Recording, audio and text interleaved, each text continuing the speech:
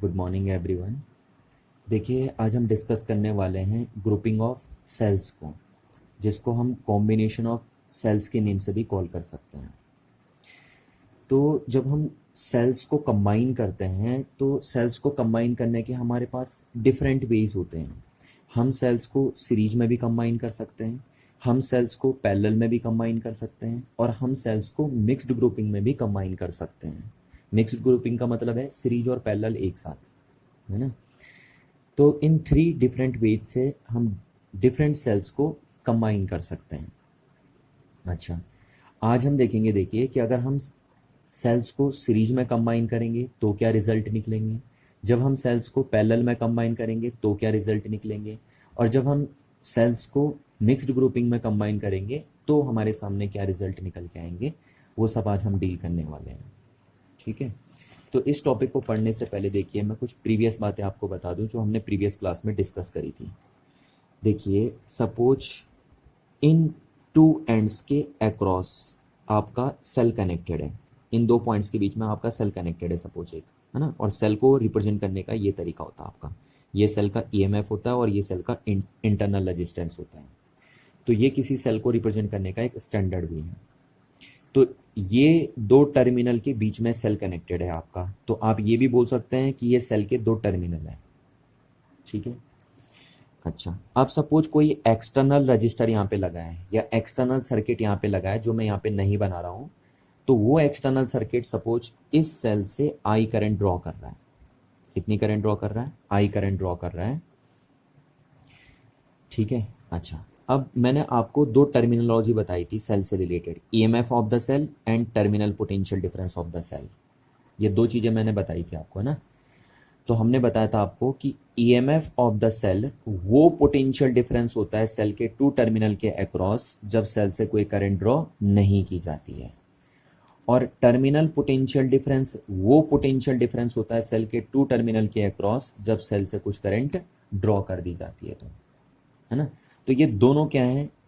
ये दोनों potential difference ही है, पर दोनों में डिफरेंस है कि ये उस टाइम का पोटेंशियल डिफरेंस होता है सेल के 2 टर्मिनल के अक्रॉस जब सेल से कोई करंट ड्रॉ नहीं की जाती है, और ये उस टाइम का पोटेंशियल डिफरेंस होता है सेल के 2 टर्मिनल के अक्रॉस जब सेल से कुछ करंट ड्रॉ की जाती है। तो ये डिफरेंस आपको समझ में आना चाहिए। अच्छा, लास्ट क्लास हमने आपको इनके बीच में क्या रिलेशन होता है वो भी आपको बताया था। हमने कहा था terminal potential difference of the cell is always be equal to EMF of the cell minus potential drop in a internal resistance. ठीक है, इसको हम बोलते हैं potential drop in a internal resistance. Potential drop मतलब कितनी पोटेंशियल या voltage drop हो रही है इस इंटरनल रेजिस्टेंस में, या इसको हम voltage consume in a internal resistance भी बोल सकते हैं। ठीक है, तो ये रिलेशन बनता है हमारा, जहां पे ये होता है ईएमएफ ऑफ द सेल, ये होता है internal resistance of the cell, ये होता है terminal potential difference of the cell. ठीक, तो ये रिलेशन होता है EMF and terminal potential difference of the cell में। पर ये रिलेशन तब होता है जब आप सेल से करंट ड्रॉ करते हैं, ध्यान रखिए इस बात का, है ना। When current is drawn from the cell, current is drawn from the cell, तब है ये रिलेशन। ठीक है। अच्छा, अब ये क्या है? Terminal potential difference between the 2 terminal of a cell. तो यहाँ सेल किन 2 टर्मिनल के बीच में लगा है? एक्स और जेड को, तो मैं इसको एक्स जेड नाम दे सकता हूं। ठीक है। अच्छा, बट क्या होगा terminal potential difference in EMF of cell का रिलेशन अगर हम सेल को करंट सप्लाई करें तो? जैसे ये देखिए, ये सपोज एक्स और जेड, इन 2 टर्मिनल के बीच में एक सेल कनेक्टेड है आपका। ठीक है, और अब इस सिचुएशन में हम सेल से करंट ड्रॉ नहीं कर रहे हैं, हम सेल को करंट सप्लाई कर रहे हैं। सपोज कोई एक्सटर्नल सर्किट यहाँ पे है और वो एक्सटर्नल सर्किट इस सेल को करंट सप्लाई कर रहा है, यानी अब इस केस में सेल चार्ज हो रहा है, यहाँ पे सेल डिस्चार्ज हो रहा था। तो अब क्या होगा? क्या अभी भी यही रिलेशन आएगा ईएमएफ और टर्मिनल पोटेंशियल डिफरेंस में? नहीं, देखिए अब ये रिलेशन नहीं आएगा। अब जो रिलेशन आएगा वो ऐसा आएगा, देखिए ई प्लस आई आर। अब रिलेशन ये होगा terminal potential difference across the 2 terminals of a cell is equal to EMF of the cell plus potential drop in internal resistance. ठीक है, ये रिलेशन आएगा, और ये रिलेशन कब होगा? When current is supply to the cell, supply to the cell, जब cell को करंट सप्लाई कर दी जाएगी तो आपको नज़र आ रहा है देखिए कि जब सेल से करंट ड्रॉ करते हैं तो उस टाइम सेल का ईएमएफ बड़ा होता है और सेल का टर्मिनल पोटेंशियल डिफरेंस छोटा होता है। ये मतलब इस केस में ईएमएफ बड़ा होगा और टर्मिनल पोटेंशियल डिफरेंस छोटा होगा। पर जब सेल को करंट सप्लाई करते हैं तो उस केस में टर्मिनल पोटेंशियल डिफरेंस की वैल्यू बड़ी आती है और ईएमएफ की वैल्यू छोटी आती है। ठीक है, ये बात को आपको ध्यान रखना है। तो हमेशा ये रिलेशन नहीं होता है ईएमएफ और टर्मिनल पोटेंशियल डिफरेंस के बीच में। ये रिलेशन तो तब होता है जब सेल से आप करंट ड्रॉ करते हैं। ठीक है, रिलेशन ऐसा भी आ सकता है, पर वो मोस्ट ऑफ द केस में क्या होता है कि हम सेल से करंट ड्रॉ ही करते हैं, इसलिए हम ऐसा लिख देते हैं। ठीक, तो ये तो हो गई हमारी बेसिक बात कि जब सेल से करंट ड्रॉ कर दी जाती है तब ईएमएफ और टर्मिनल पोटेंशियल डिफरेंस के बीच में क्या रिलेशन होता है। ठीक, और जब सेल को करंट सप्लाई की जाती है तब ईएमएफ और टर्मिनल पोटेंशियल डिफरेंस के बीच में क्या रिलेशन होता है। ठीक है, तो आप इस बात को ध्यान में रखेंगे। देखिए कौन से पॉइंट में नाम दे रहा हूँ और कैसे नाम दे रहा हूँ, इस चीज़ को ध्यान रखिए। चलिए, तो अब हम डिस्कस करते हैं वन बाय वन, है ना।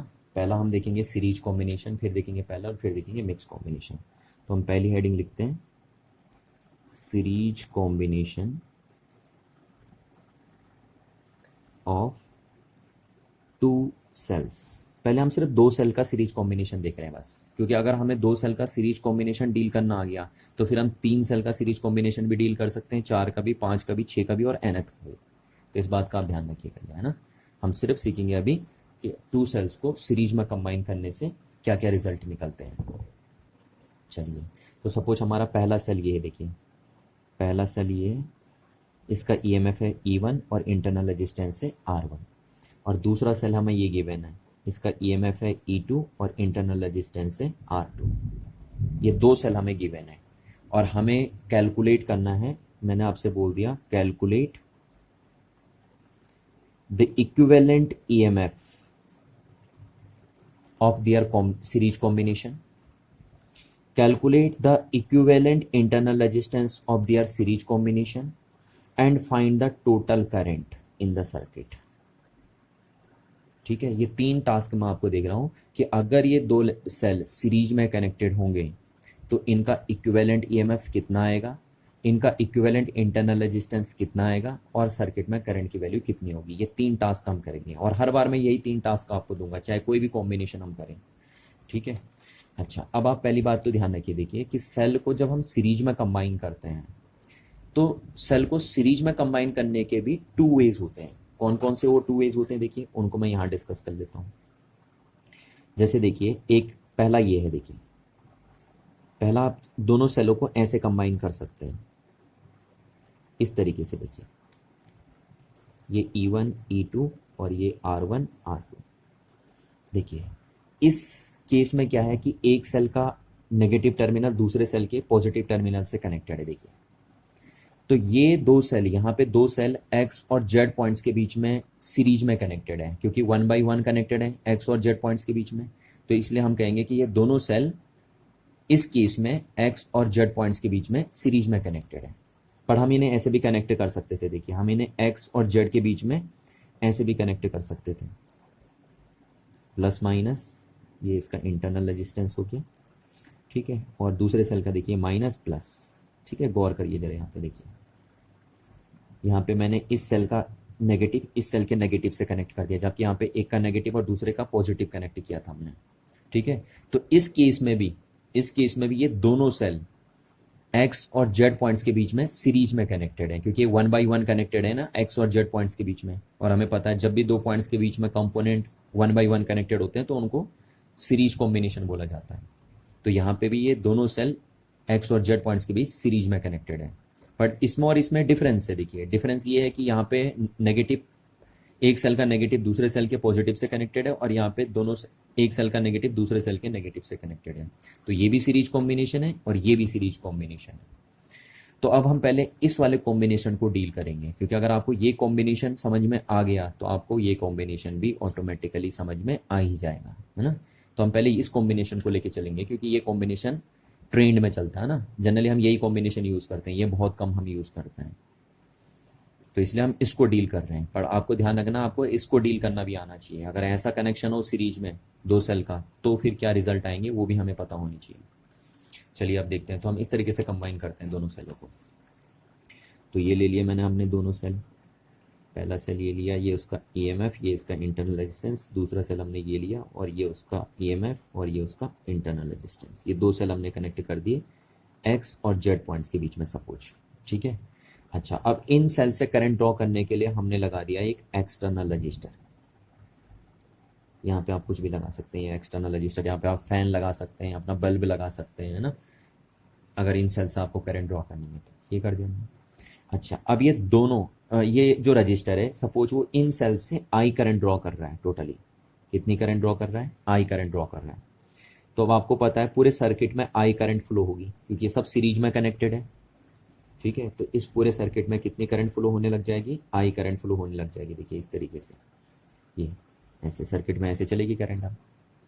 ठीक है, तो इस एक्सटर्नल रजिस्टर ने आई करंट ड्रॉ कर दी है। तो इसको हमने सिर्फ इसलिए लिया है कि ताकि हम दिखा सकें कि इन सेलों से ये करंट क्या कर रहा है? ड्रॉ कर रहा है।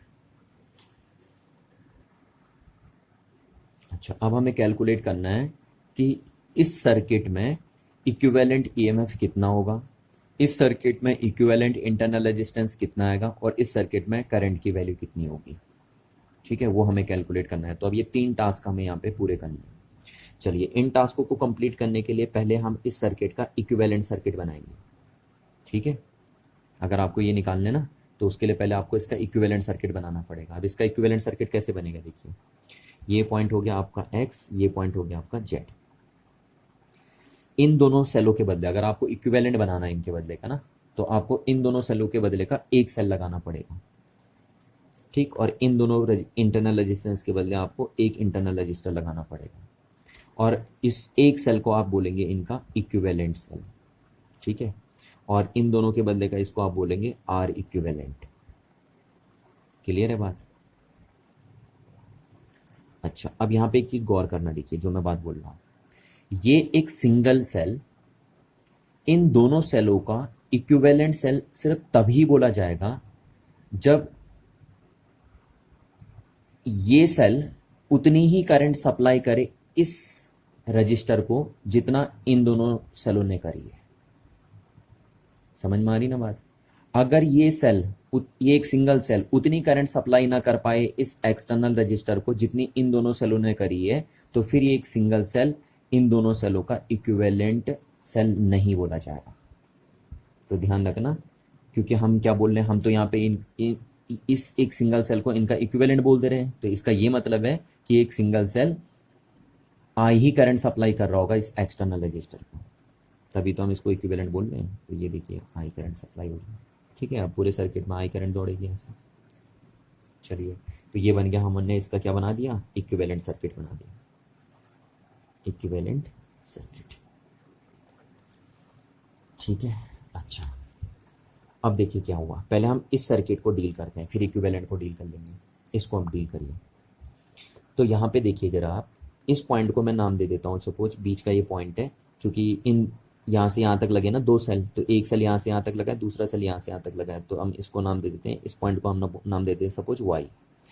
ठीक, तो अब जरा यहाँ से और यहाँ तक का पोटेंशियल डिफरेंस बताइए कितना होगा, क्योंकि हमें पता है सीरीज में करंट की वैल्यू सेम होती है पर पोटेंशियल की वैल्यू डिफरेंट होती है, जबकि पैरेलल में करंट की वैल्यू डिफरेंट होती है और पोटेंशियल की वैल्यू सेम होती है। ये डिफरेंस होता है सीरीज और पैरेलल में ना।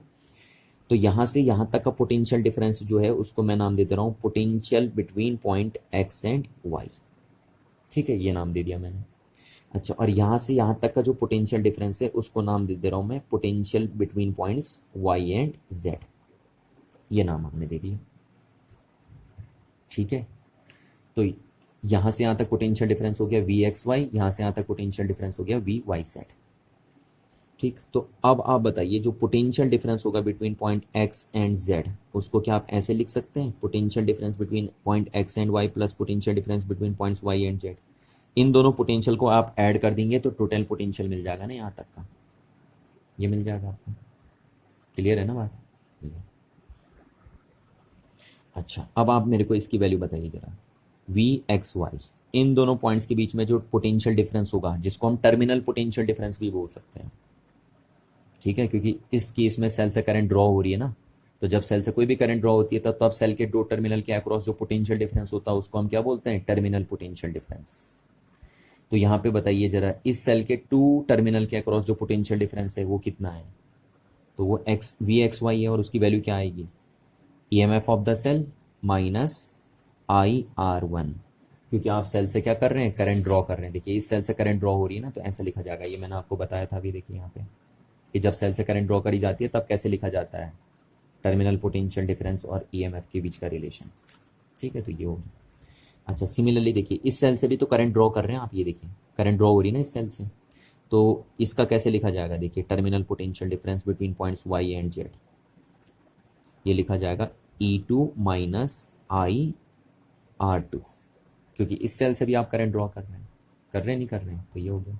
अच्छा अब इन दोनों की वैल्यू उठा के मैं यहाँ पे पुट कर देता हूँ, देखिए तो हमें क्या मिलता है, V X Z is equal to क्या मिलेगा, E1 minus I R one plus E2 minus I R two, मिल जाएगा नहीं मिल जाएगा, देखिए ये मिल जाएगा। अच्छा तो यहाँ से V X Z is equal to क्या हो जाएगा हमारा, E1 वाले में एक साथ दिया है, ई वाले एक साथ दिया है, तो E1 प्लस E2 माइनस आई मैंने कॉमन ले लिया, और ये हो जाएगा आपका R1 प्लस R2, ठीक है। तो इसको जरा मैं यहाँ लिख देता हूँ साफ साफ, V X Z is equal to हो गया हमारा E1 प्लस E2 माइनस आई R1 प्लस R2, इसको इक्वेशन नंबर नाम दे दिया मैंने फर्स्ट, ठीक है। तो ये रिजल्ट तो हमारा इस सर्किट से आया है, देखिए ये जो रिजल्ट आया है ना हमारा, ये इस सर्किट से आया हमारा। अच्छा अब हम इक्विवेलेंट सर्किट से देखते हैं, देखिए इक्विवेलेंट सर्किट हमें क्या बताएगा कि इक्विवेलेंट सर्किट के हिसाब से अगर हम बोलें तो एक्स और जेड पॉइंट के बीच का जो पोटेंशियल डिफरेंस होगा वो कैसे लिखा जाएगा, वो लिखा जाएगा E equivalent minus I R equivalent, यही तो लिखा जाएगा इस इक्विवेलेंट सर्किट के हिसाब से, ठीक। तो ये इक्वेशन नंबर हमने नाम दे दी सेकेंड। अच्छा अब ये दोनों इक्वेशन एक ही तो है, नहीं है, देखिए ये दोनों चीज़ें एक ही हैं आपकी, सेम ही चीज़ तो है, इसी का तो इक्विवेलेंट है ये, तो हम इन इक्वेशनों को कंपेयर कर सकते हैं। तो from equations first and second compare करके क्या मिलेगा आपको, देखिए यहाँ से आपको मिलेगा ई इक्विवेलेंट इज इक्वल्स टू, इसको कंपेयर करिए तो ई इक्विवेलेंट की वैल्यू आपको कितनी दिखाई दे रही है, E1 प्लस E2, ठीक, और आर इक्विवेलेंट की वैल्यू आपको कितनी दिखाई दे रही है, R1 प्लस R2। तो ये दो टास्क आपने कंप्लीट कर लिए, देखिए ई इक्विवेलेंट आपको पता चल गया कि अगर आप दो सेलों को सीरीज में कंबाइन करते हैं तो उनका इक्विवेलेंट ईएमएफ ऐसे क्या निकलता है, और उनका इक्विवेलेंट रेजिस्टेंस ऐसे कैलकुलेट किया जाता है, ठीक है। अब हमें निकालनी है करंट, तो देखिए करंट की वैल्यू क्या हो जाएगी, करंट की वैल्यू हो जाएगी आपका total EMF upon total resistance of the circuit, ऐसे तो निकलेगा, करंट की वैल्यू निकलेगी total EMF upon total resistance. तो करंट कितना हो गया, टोटल ईएमएफ कितना है आपके सर्किट का, टोटल ईएमएफ है E1 प्लस E2, जिसको आप इक्विवेलेंट ईएमएफ बोल रहे हैं, और टोटल रेजिस्टेंस कितना है, क्या टोटल रेजिस्टेंस ये है आर इक्विवेलेंट, नहीं, देखिए टोटल रेजिस्टेंस ये थोड़ी ना है, ये भी तो है, तो ये प्लस ये दोनों सीरीज में लगे ना, तो टोटल रेजिस्टेंस ये प्लस ये है, ना कि सिर्फ ये तो सिर्फ इंटरनल इक्विवेलेंट रेजिस्टेंस है, टोटल रेजिस्टेंस सर्किट का इसका और इसका एडिशन आएगा, तो ये दोनों सीरीज में कनेक्टेड है, इसलिए टोटल रेजिस्टेंस कितना आएगा सर्किट का, आर प्लस आर इक्विवेलेंट, यानी आप बोल सकते हैं कि आई की वैल्यू कितनी हो जाएगी आपकी, E1 plus E2 divided by R plus R1 plus R2, ठीक है, ये आ जाएगा आपका। तो करंट की वैल्यू इतनी आ जाएगी सर्किट में, ठीक। अच्छा आप इसी चीज़ को ना किरचॉफ लॉ से भी कर सकते हैं सॉल्व, जो चीज़ मैं यहाँ कर रहा हूँ ना ये डेरिवेशन, मैं तो यहाँ पे वही फॉर्मूला लगा रहा हूँ जो रिलेशन हमने आपको सिखाया था, उसी फॉर्मूले से कैलकुलेट कर रहे हैं, बट आप इसको किरचॉफ लॉ से भी सॉल्व कर सकते हैं। मैंने किरचॉफ लॉ से इसलिए सॉल्व नहीं कराया आपको ये, क्योंकि अभी हमने किरचॉफ लॉ डील ही नहीं किया है, पर जब हम किरचॉफ लॉ डील कर लेंगे तो आपको ध्यान रखना है आप इस डेरिवेशन को किरचॉफ लॉ से भी समझ सकते हैं, ठीक है, उससे और भी आसान हो जाएगा ये डेरिवेशन आपका। चलिए तो करंट की वैल्यू भी हमने कैलकुलेट कर दी इतनी, ठीक है, तो आपको पता चल गया कि ऐसे निकालते हैं चीज़ें। अच्छा अब एक बात मेरे को बताइए, अगर सपोज 3 सेल इसी तरीके से सीरीज में कनेक्टेड होते हैं, जिस तरीके से ये हमने 2 सेल कनेक्ट किए ना, ऐसे अगर हम 3 सेलों को सीरीज में कनेक्ट करते हैं, ये जैसे ये हो गया, देखिए पहला सेल ये कनेक्ट कर दिया, दूसरा सेल ये कनेक्ट कर दिया, और तीसरा सेल ये कनेक्ट कर दिया, ऐसे, इसका ईएमएफ E1, इसका ईएमएफ E2, इसका ईएमएफ E3। अगर हम ऐसे 3 सेलों को 1 बाई 1 कैसे लगे देखिए, हाँ, एक का प्लस एक का माइनस दूसरे के प्लस से, दूसरे का माइनस तीसरे के प्लस से, अगर ऐसे कनेक्ट करते हैं हम 3 सेलों को, तो फिर इक्विवेलेंट ईएमएफ कैसे निकलता। आप सिमिलरली जैसे मैंने ये प्रूफ किया ना, आप ऐसे इसका भी प्रूफ कर सकते हैं। तो आपका आंसर ये आएगा देखिए, E1 plus E2 plus E3।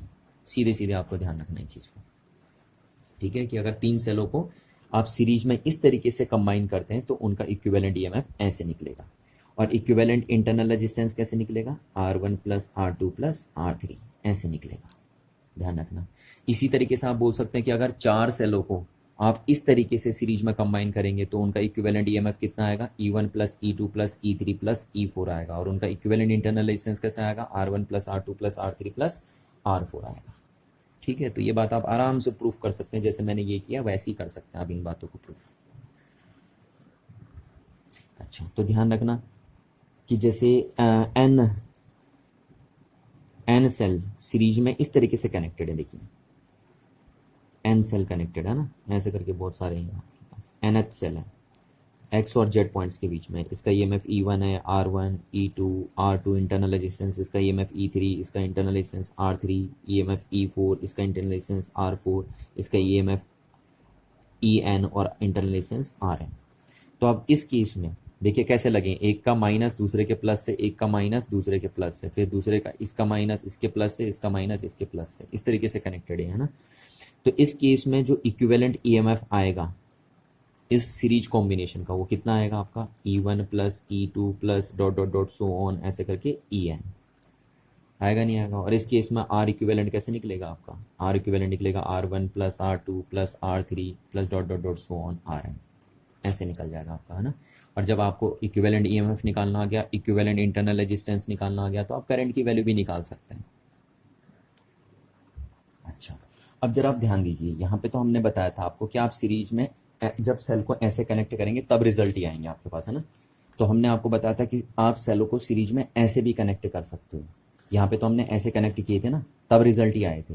अगर आप ऐसे कनेक्ट करेंगे सेल को तब क्या रिजल्ट आएंगे, तो देखिए उसको भी हम डील कर लेते हैं।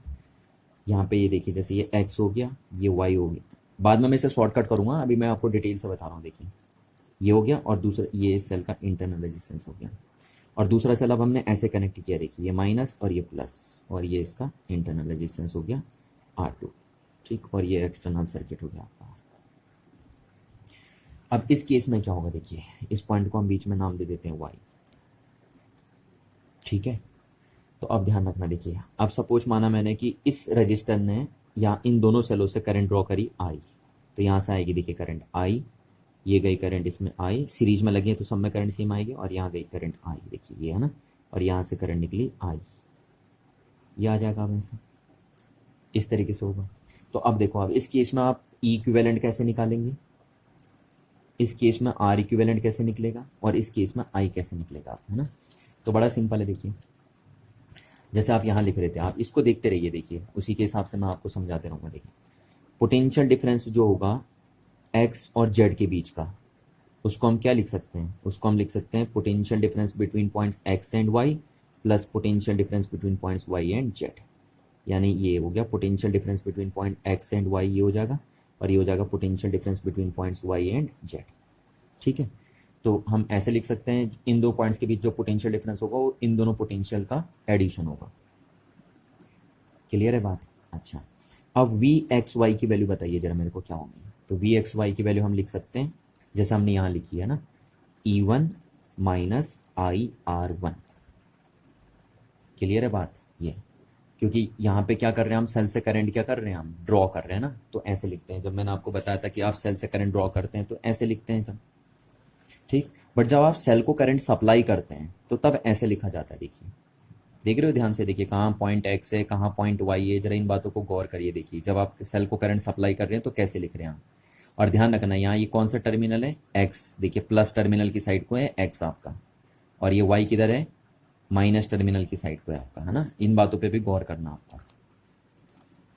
चलिए, तो अब हम लिखें इन दो पॉइंट्स के बीच का पोटेंशियल डिफरेंस, तो हम कैसे लिखेंगे, देखिए Y, अब हम YZ नहीं लिख रहे हैं, YZ, ठीक है, मैं ZY लिख रहा हूँ, क्यों लिख रहा हूँ जेड वाई, इसके हिसाब से आप देखिए, है ना, अभी आपको बताया था मैंने।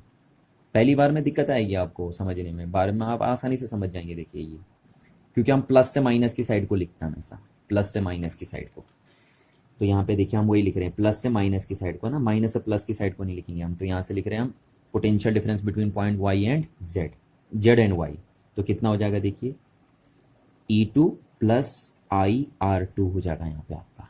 क्यों होगा यहाँ पे प्लस, यहाँ पे प्लस इसलिए होगा क्योंकि इस केस में आप करंट सप्लाई कर रहे हैं सेल को, समझ में आ रही ना बात। इस केस में क्या कर रहे हैं आप, करंट सप्लाई कर रहे हैं सेल को, इसलिए यहाँ पे प्लस आया। देखिए वही तो बताता था मैं आपको कि जब आप करंट सप्लाई करते हैं सेल को तो प्लस लिखा जाता है। तो ये हो गया। अच्छा ठीक है, पर हमें लिखना क्या था, हमें तो वाई जेड चाहिए ना, तो हम इसको ऐसे लिखेंगे। देखिए अगर जेड वाई ये है तो वाई जेड क्या लिखा जाएगा आपका, अगर हम इसे वाई जेड करेंगे तो ये फिर माइनस से हमें मल्टीप्लाई करना पड़ेगा,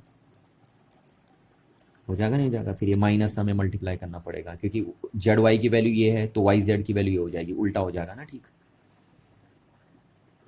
ये बात का ध्यान रखिए। तो ये हो जाएगा हमारा, तो इन दोनों की वैल्यू अगर हम यहाँ पुट कर दें तो एक्स वाई एक्स जेड की वैल्यू क्या हो जाएगी, देखिए वी एक्स जेड की वैल्यू हो जाएगी E1 माइनस IR1 और प्लस ये वैल्यू हम यहाँ पे रख रहे हैं, तो ये हो जाएगा तुम्हारा माइनस, चलो इसको हम यहाँ माइनस लिखते हैं, और E2 माइनस IR2। तो यहाँ से हमारा हो गया V X Z is equal to E1 minus E2, और ये हो जाएगा हमारा माइनस, आई कॉमन ले लिया हमने, ठीक है, और ये हो गया हमारा R1, और ये माइनस माइनस का हो जाएगा प्लस, है ना। तो माइनस माइनस का हो जाएगा प्लस हमारा।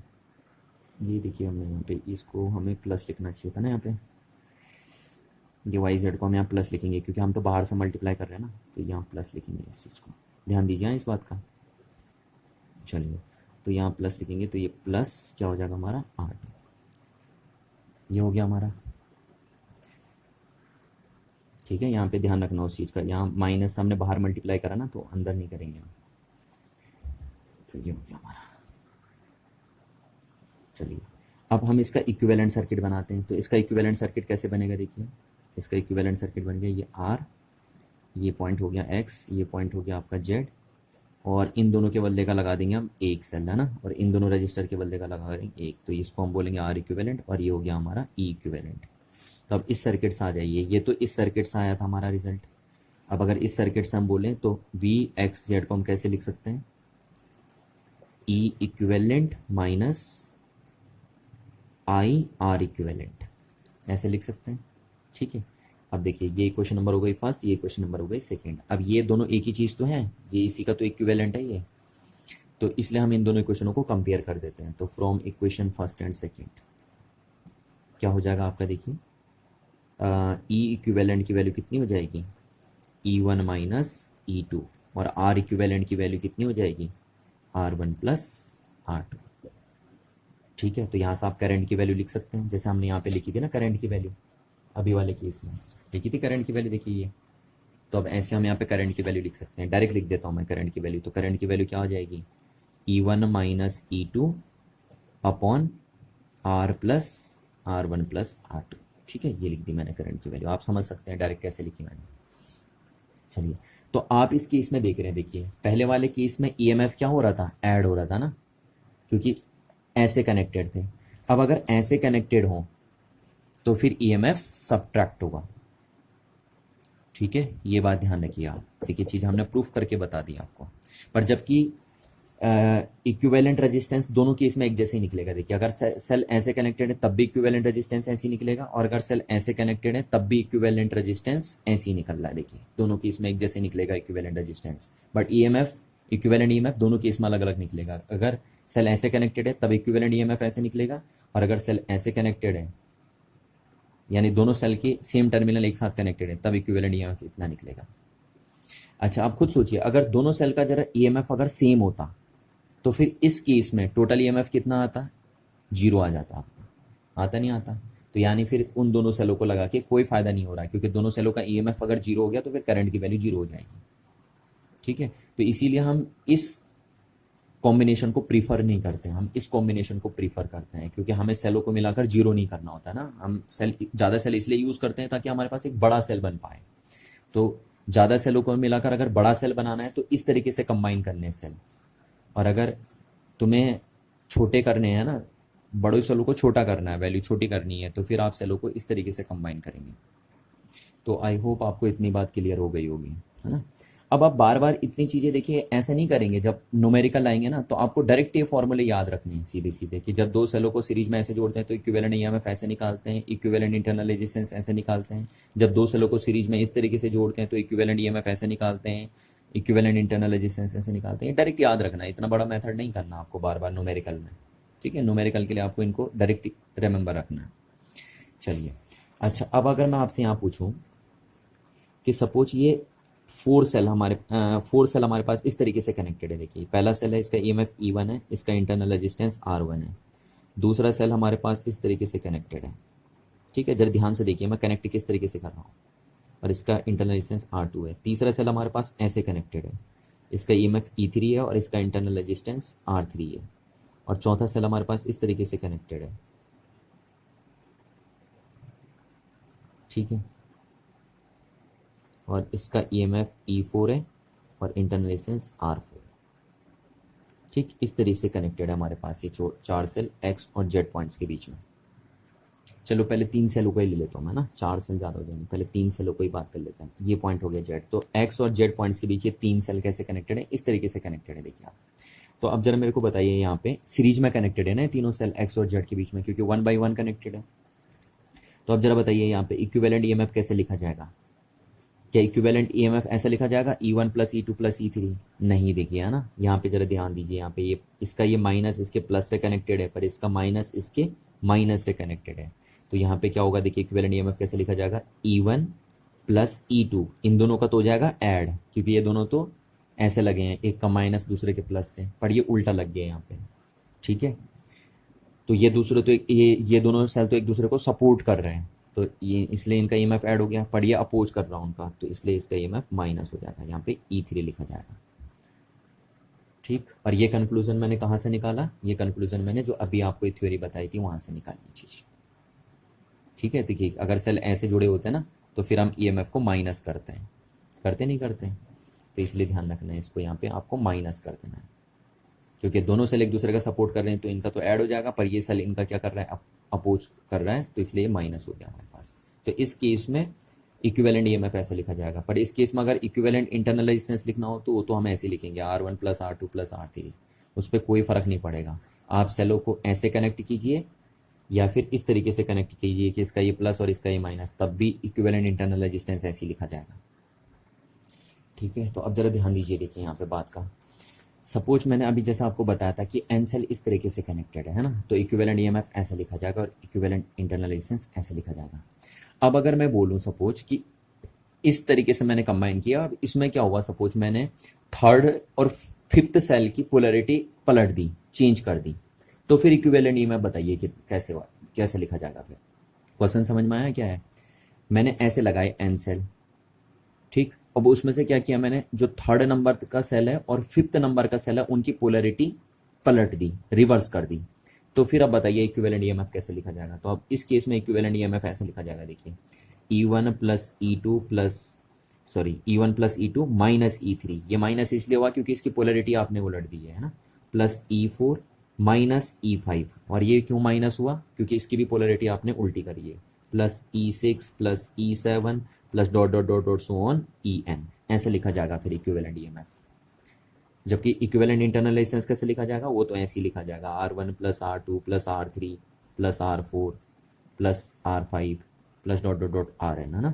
इक्विवेलेंट इंटरनल रेजिस्टेंस पे सेल की पोलैरिटी रिवर्स करने से कोई फर्क नहीं पड़ता, तो इस बात को आपको ध्यान रखना है, ठीक।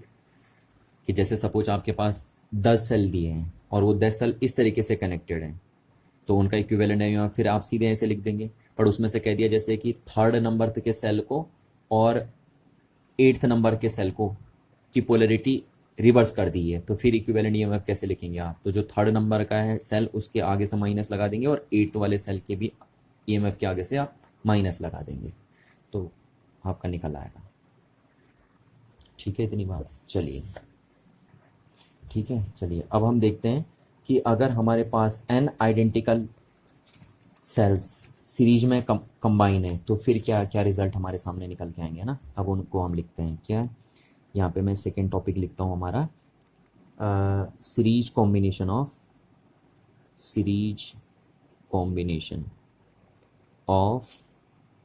N identical cell. इससे रिलेटेड डेरिवेशन पूछे जाते हैं आपके पास, ध्यान रखना, ठीक है। कंसेप्चुअल क्वेश्चन बनते हैं इस टॉपिक से रिलेटेड, इसलिए करा रहा हूँ मैं इस टॉपिक को अलग से, अदरवाइज ये तो हो ही गया ना हमारा। तो मैंने यहाँ पे क्या लिखा, series combination of N identical cell. अब इस केस में हमारे पास एन आइडेंटिकल सेल्स हैं, तो सारे सेल एक जैसे हैं। आइडेंटिकल सेल मतलब सबका ईएमएफ सेम है, सबका इंटरनल रेजिस्टेंस सेम है।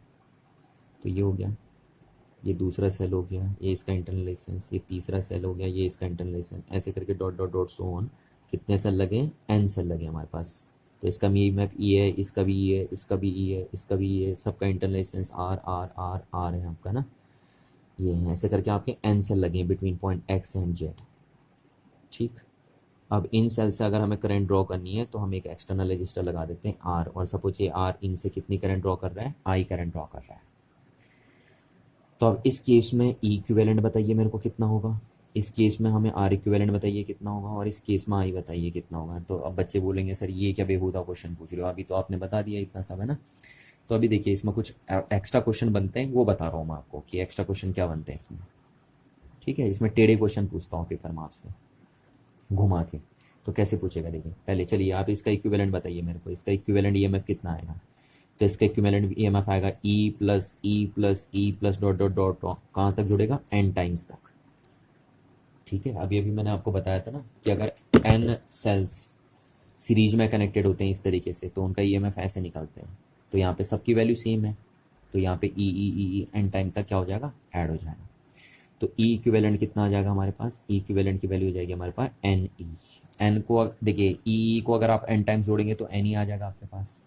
अच्छा अब मेरे को बताइए आर इक्विवेलेंट कितना होगा। तो आर इक्विवेलेंट होगा R plus R plus R plus ऐसे dot dot dot N times तक ऐड होगा।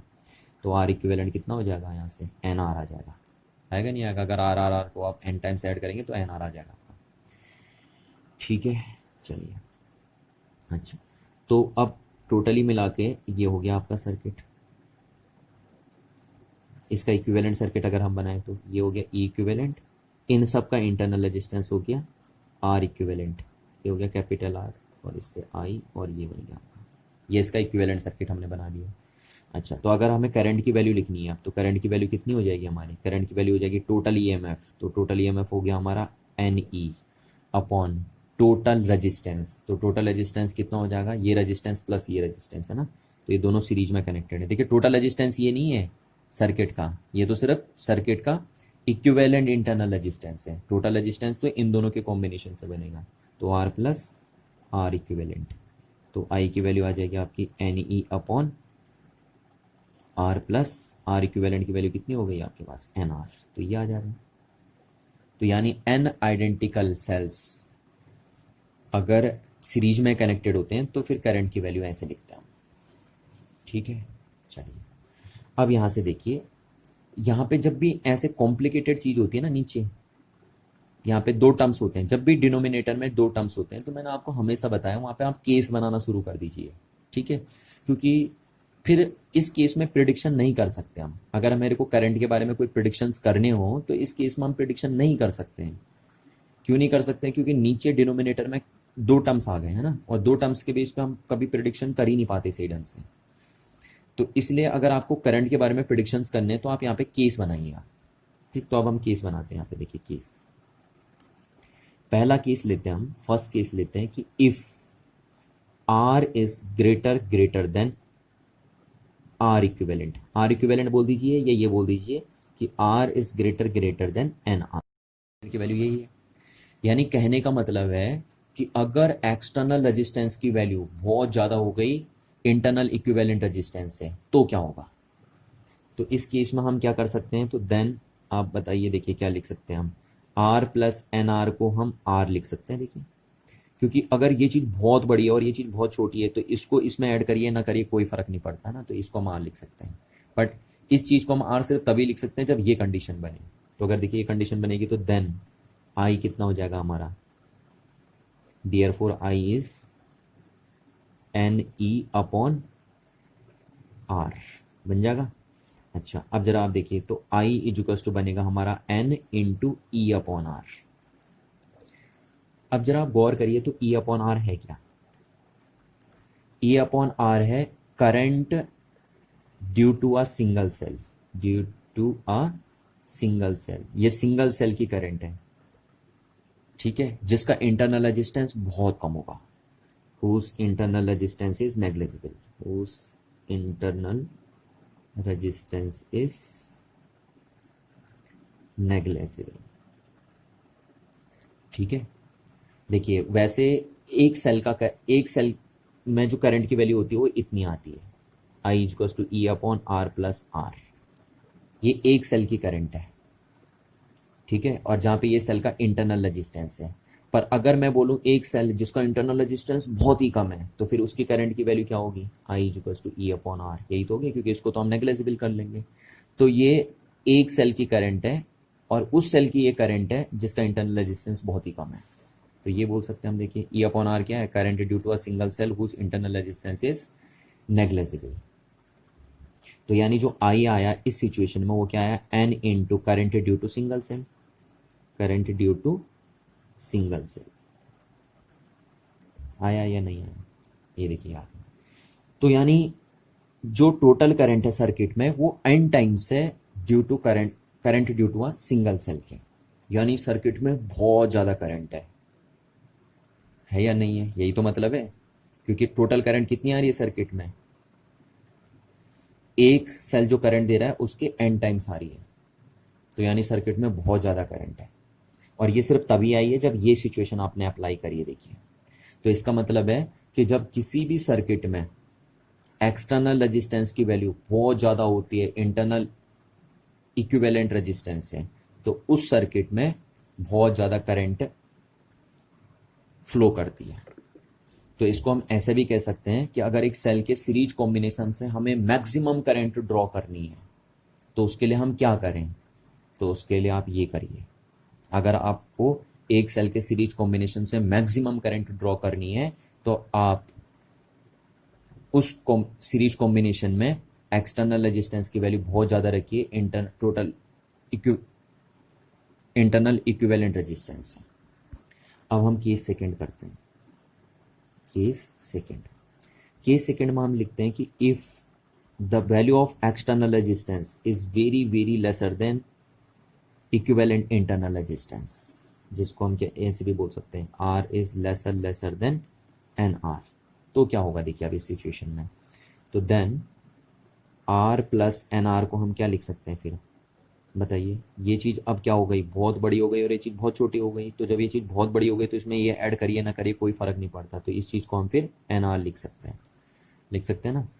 तो देयरफॉर हमारा क्या हो जाएगा? देयरफॉर आई इक्वल्स टू हो जाएगा हमारा एन ई अपॉन, करंट की वैल्यू ये थी ना, तो एन ई अपॉन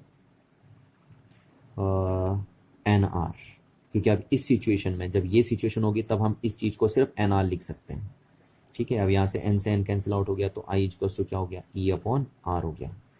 अच्छा, अब ये ई अपॉन आर क्या है? देखिए, ये current due to a single cell है, current due to a single cell, ये एक सिंगल सेल की करंट है, और ये उस सिंगल सेल की करंट है जिसका इंटरनल रेजिस्टेंस बहुत हाई है।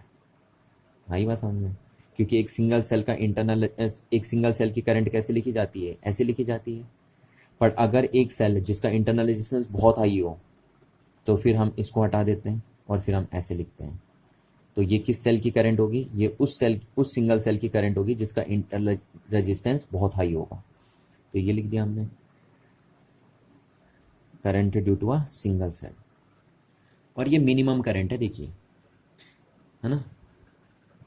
तो यहाँ से आप कह सकते हैं कि अगर सीरीज कॉम्बिनेशन ऑफ सेल्स में एक्सटर्नल रेजिस्टेंस की वैल्यू बहुत लो हो गई इंटरनल इक्विवेलेंट रेजिस्टेंस से, तो सर्किट में जो करंट आएगी, टोटल करंट, वो सिर्फ एक सेल के करंट के बराबर आएगी नहीं आएगी? इस बात को आप ध्यान रखिए। या इसको देखिए, हम ऐसे भी कह सकते हैं कि एक सीरीज कॉम्बिनेशन ऑफ सेल सिर्फ एक सेल के बराबर करंट देता है अगर उस सीरीज कॉम्बिनेशन ऑफ सेल में एक्सटर्नल रेजिस्टेंस की वैल्यू इंटरनल इक्विवेलेंट रेजिस्टेंस से बहुत कम हो जाती है। ठीक है, तो फिर कोई फ़ायदा नहीं है ऐसे करके। क्या फ़ायदा आपका, देखिए आप n सेल लगा रहे हो, इतने सेल लगा रहे हो, और वो सेल मिलकर सिर्फ एक सेल के बराबर करंट दे रहे हैं, तो कोई फ़ायदा नहीं है ना ऐसे कॉम्बिनेशन का। ये मतलब प्रैक्टिकल पर्पस से कोई यूज़ नहीं है इसका, है ना, ये बेकार है प्रैक्टिकल पर्पस के पॉइंट ऑफ व्यू से। क्योंकि क्या फ़ायदा है n सेल लगा के सिर्फ एक सेल के बराबर करंट मिलनी है, अगर ये सिचुएशन आपने बना दी तो इसलिए ध्यान रखिए हमेशा कि जब भी सेलों को आप सीरीज में कनेक्ट करते हैं, तो अगर आपको सेलों से मैक्सिमम करंट ड्रॉ करनी है तो उसके लिए ज़रूरी है कि आप एक्सटर्नल रेजिस्टेंस की value total internal equivalent resistance से बहुत हाई रखिए। ठीक है, तो आई होप आपको इतनी बात समझ में आ गई होगी। अच्छा, अब पेपर में ना यही कंडीशन आपसे पूछता है कि ये ऐसे पूछ देगा पेपर में कि बताइए सेल के सीरीज कॉम्बिनेशन से मैक्सिमम करंट ड्रॉ करने की कंडीशन क्या होती है ना, what is the condition to draw a maximum current from the series combination of a cell. तो तब आपको ध्यान रखना है, आपको ये कंडीशन बतानी है वहां पे। या हो सकता है वो आपसे उल्टा पूछ दे कि what is the condition to draw a minimum current from the series combination of cell, तो फिर आपको ये कंडीशन बतानी है। चलिए अब इस टॉपिक से रिलेटेड मैं एक कंसेप्चुअल टाइप क्वेश्चन आपके सामने रखता हूँ। ठीक है, ये बिल्कुल एक कंसेप्चुअल क्वेश्चन है, ट्रिकी क्वेश्चन भी आप इसे बोल सकते हो। जो अभी तक हमने टॉपिक पढ़ा उसी से रिलेटेड है ये। अक्सर बच्चा इस क्वेश्चन में गलती करता है, और वो क्या गलती हो रही है वो भी अभी हम बताएंगे आपको। पहले क्वेश्चन को पढ़ लेते हैं, देखिए क्या है। If the polarity of m number of cells out of the n number of cells each of EMF E is connected in series with external resistor R is reversed, find the equivalent EMF of such combination of cells। यहाँ पे देखिए आपके पास n sales दिए हैं। Question में क्या कह रहा है कि आपके पास n आइडेंटिकल सेल्स हैं। n आइडेंटिकल सेल्स का मतलब है कि सारे सेल का EMF सेम है, और एक सेल का EMF कितना गिवन है आपको, E गिवन है। ठीक है, कैपिटल E है। तो n आइडेंटिकल सेल्स आपके पास यहाँ पे हैं, और उन सेल को आपने सीरीज में कनेक्ट किया है। अच्छा, अब कह रहा है उन n सेल्स में से m सेल की पोलरिटी आपने रिवर्स कर दी। ये देखिए चेंज कर दी पोलरिटी। n सेल से आपके पास टोटल जिनको आपने सीरीज में लगाया था, और उनमें से आपने m सेल की पोलरिटी क्या कर दी है, रिवर्स कर दी है। तो बताइए सर्किट का जो इक्विवेलेंट ईएमएफ होगा वो कितना आएगा अब इस कॉम्बिनेशन में। ठीक है, तो चलिए करते हैं, देखिए। अच्छा, आपको पता है, देखिए पहले ये देखिए कि अगर n आइडेंटिकल सेल सीरीज में कनेक्टेड होते हैं तो ऐसे कनेक्ट करते हैं हम। नॉर्मली अगर आपसे कोई बोले ना कि n आइडेंटिकल सेल्स को सीरीज में कनेक्ट कर दीजिए, तो आप इस तरीके से कनेक्ट करते हैं। ठीक है, एक का प्लस दूसरे के, एक का माइनस दूसरे के प्लस से, दूसरे का माइनस तीसरे के प्लस से, ऐसे कनेक्ट करते हैं। जनरली कह रहा हूं मैं, जब भी आपसे कोई पूछे कि n आइडेंटिकल सेल को सीरीज में कनेक्ट कर दीजिए, तो आप ऐसे करेंगे हमेशा कनेक्ट। नहीं तो कनेक्ट करने के और भी बहुत सारे तरीके होते हैं, आप ऐसे भी कनेक्ट कर सकते थे। ठीक है, कि एक का माइनस दूसरे के माइनस से जोड़ दीजिए। पर कह रहा हूँ जब भी आपसे कोई पूछे कि n आइडेंटिकल सेल्स को सीरीज में कनेक्ट करिए, तो आप ऐसे कनेक्ट करेंगे। अच्छा, अब हमें पता है कि n आइडेंटिकल सेल्स अगर सीरीज में कनेक्टेड है तो उनका इक्विवेलेंट ईएमएफ इतना आता है। ये अभी मैंने आपको ड्राइव करके बताया था, ऐसे यहाँ पे बताया था, नहीं बताया था, हाँ ये चीज़ हो गई। अच्छा, अब वो कह रहा है कि इन n सेल में से m सेल की पोलरिटी आपने रिवर्स कर दी, ऐसे कर दिया, मतलब कुछ सेल पलट दिया आपने। जैसे यहाँ पे देखो, मैंने ये वाला सेल पलट दिया, सेकंड वाला सेल पलट दिया, है ना, और एक ये सेल पलट दिया हमने, थर्ड वाला। तो ऐसे वो कह रहा है, यहाँ पे तो मैंने इसमें सिर्फ 2 सेल पलटे रिवर्स करके दिखा रखे हैं आपको, पर वो कह रहा है हमने कितने सेल पलट दिए, n सेल में से m सेल की पोलरिटी रिवर्स कर दी है।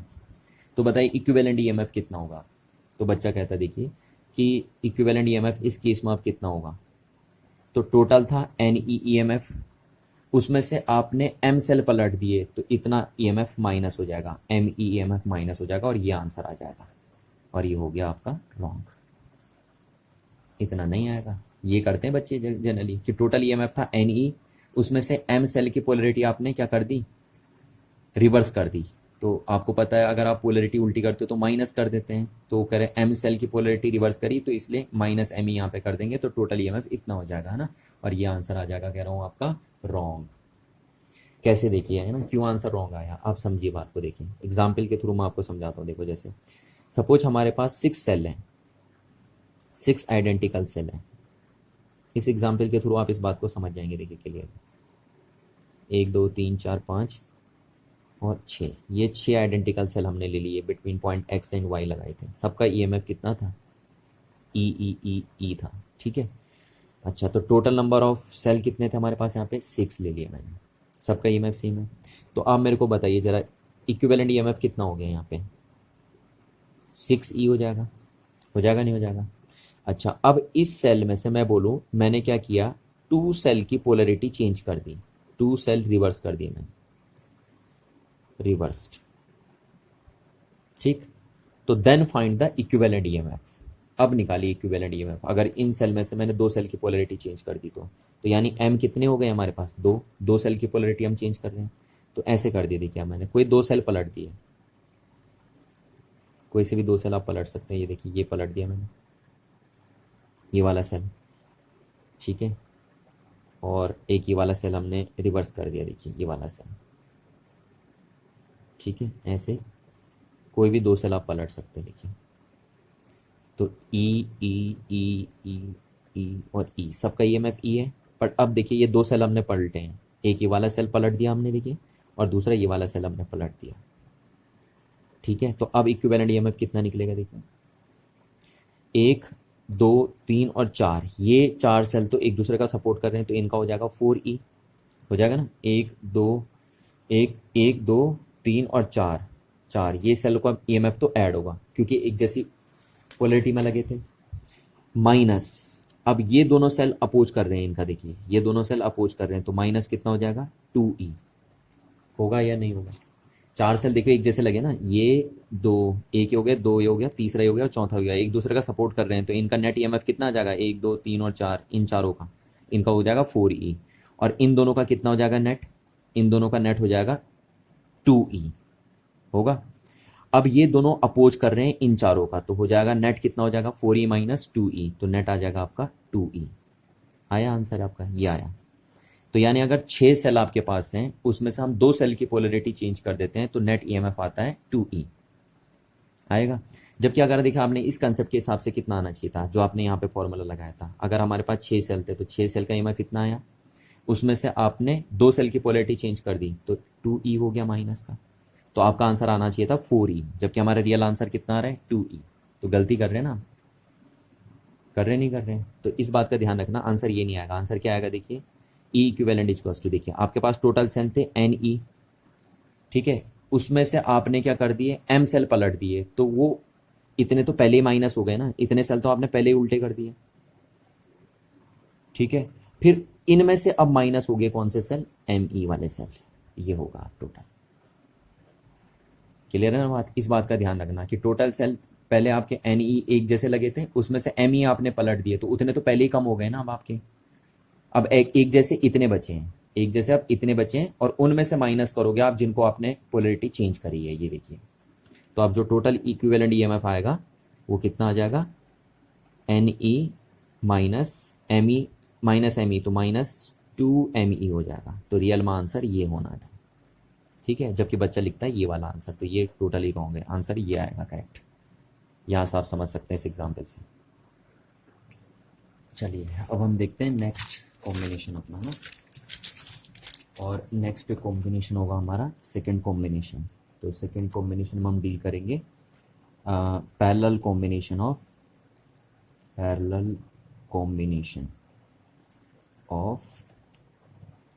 2 सेल्स। अभी सिर्फ 2 का देख रहे हैं हम, आपको पता है ना, आपको 2 का डील करना आ जा रहा है तो 3 का भी कर पा रहे हैं आप, 4 का भी कर दे रहे हैं, 5 का भी कर दे रहे हैं ना, nth का भी कर दे रहे हैं आप। सिर्फ 2 का समझिए पहले बस, क्योंकि बाकी का सबका हम इसी तरीके से डील कर सकते हैं जैसे 2 का कर रहे हैं। तो अब हम देख रहे हैं पैरेलल कॉम्बिनेशन ऑफ 2 सेल्स, ठीक। तो 2 सेल हम ले लेते हैं, एक सेल मैंने ये ले लिया, इसका ईएमएफ है E1, इंटरनल रेजिस्टेंस है R1। दूसरा सेल हमने ये ले लिया, इसका ईएमएफ है E2 और इंटरनल रेजिस्टेंस है R2, ठीक। अब इन दोनों सेलों को हमें पैरेलली कनेक्ट करना है। तो फिर वही पैरेलल, जैसे सीरीज में कनेक्ट करने के भी 2 तरीके थे ना, ऐसे पैरेलल में भी कनेक्ट करने के 2 तरीके हैं। आप समझ रहे होंगे कि क्या बात कर रहा हूँ मैं, है ना। तो हम 2 तरीके से कंबाइन कर सकते हैं इनको पैरेलल में भी। तो वो 2 तरीके कौन कौन से होंगे? देखिए हम इनको ऐसे भी कनेक्ट कर सकते हैं पैरेलल में। एक तरीका तो ये है, देखिए कि हमने दो ये पैरेलल में कनेक्ट कर दिए, पहला सेल है, दूसरा सेल है, ये पहले का इंटरनल रेजिस्टेंस, दूसरे का, ये ऐसे भी कर सकते हैं और हम ऐसे भी कर सकते थे। देखिए